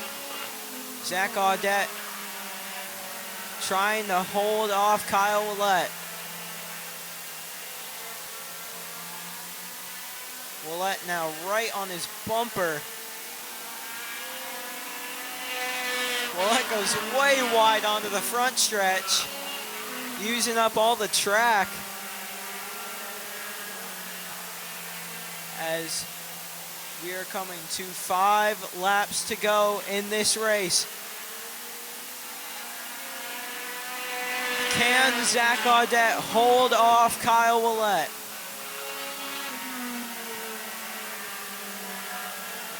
Willett looking to the outside. Through 3 and 4, coming to 4 laps to go this time.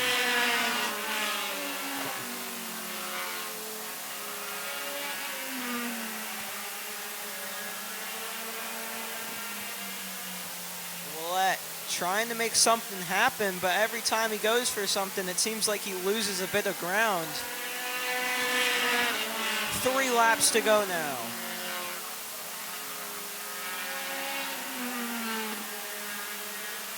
Willett lost a bit of ground through turns 1 and 2. Really drives it into 3 and 4. 2 laps to go this time. Zach Audette holding strong right now. He's gaining now on Kyle Willett. As the white flag is in the air this time.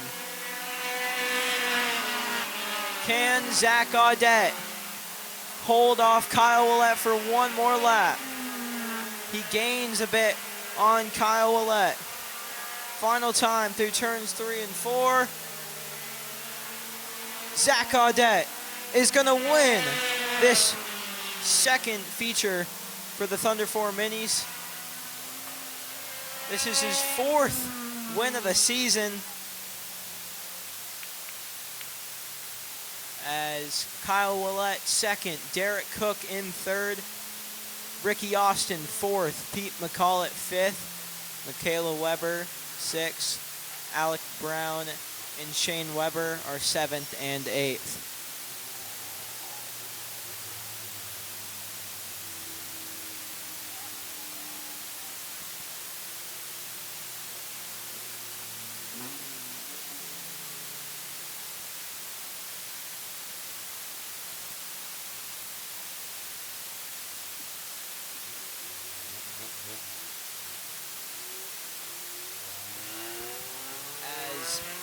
Zach Audette gets a couple of pictures after the race. Looks like he's going to do a burnout on the wall.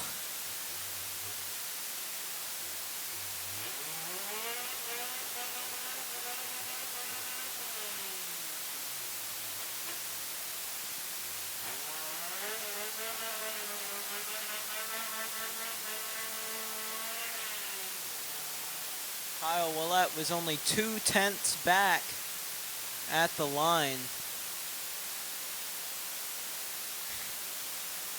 Kyle Willett actually turning the fastest lap of the race on the final lap with a 18.498.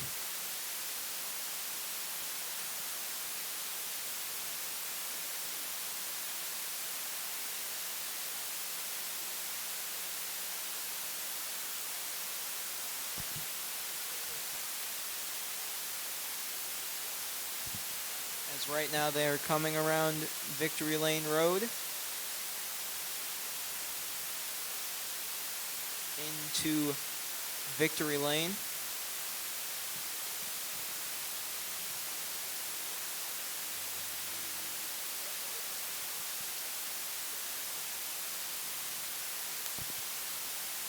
All right, I will send it down to Nick down in Victory Lane.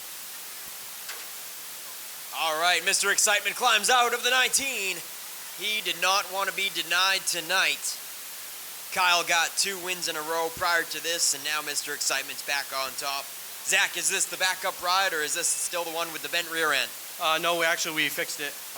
We had enough time, so we put a whole control arm, and everything in the right side was brand new. So, I mean, I got to thank the crew. I mean, if it wasn't for them guys, we probably wouldn't be here. But, I mean, Kyle and everybody, I mean, this is awesome. I mean, me and Kyle have been racing at Speedway and Unity and here, and it's just, we're having a blast. And that's, I guess that's what it's all about.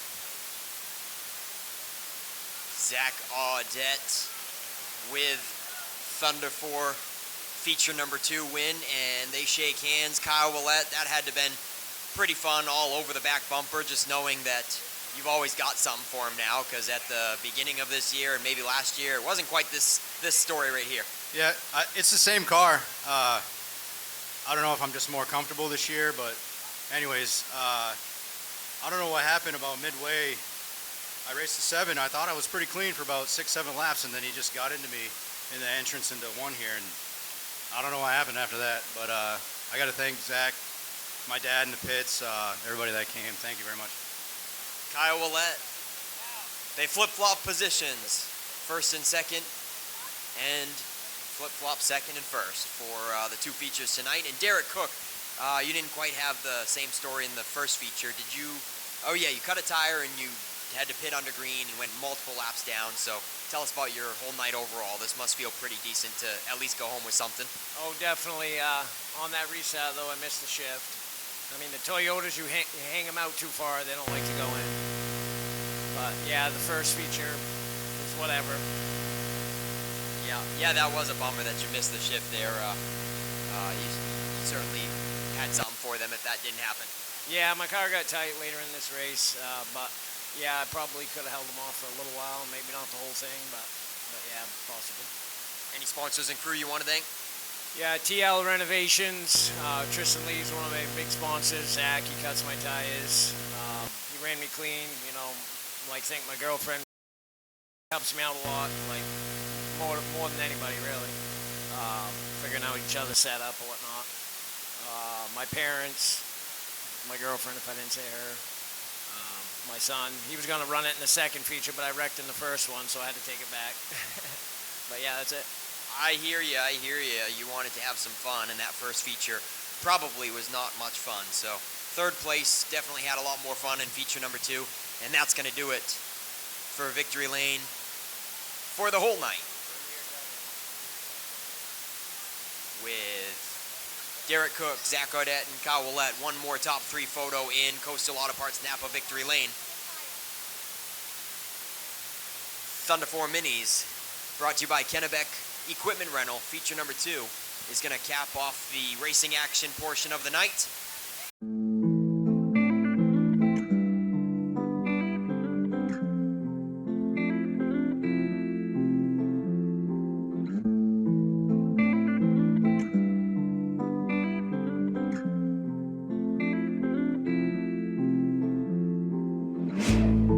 Living in the moment, 'cause I only got right now.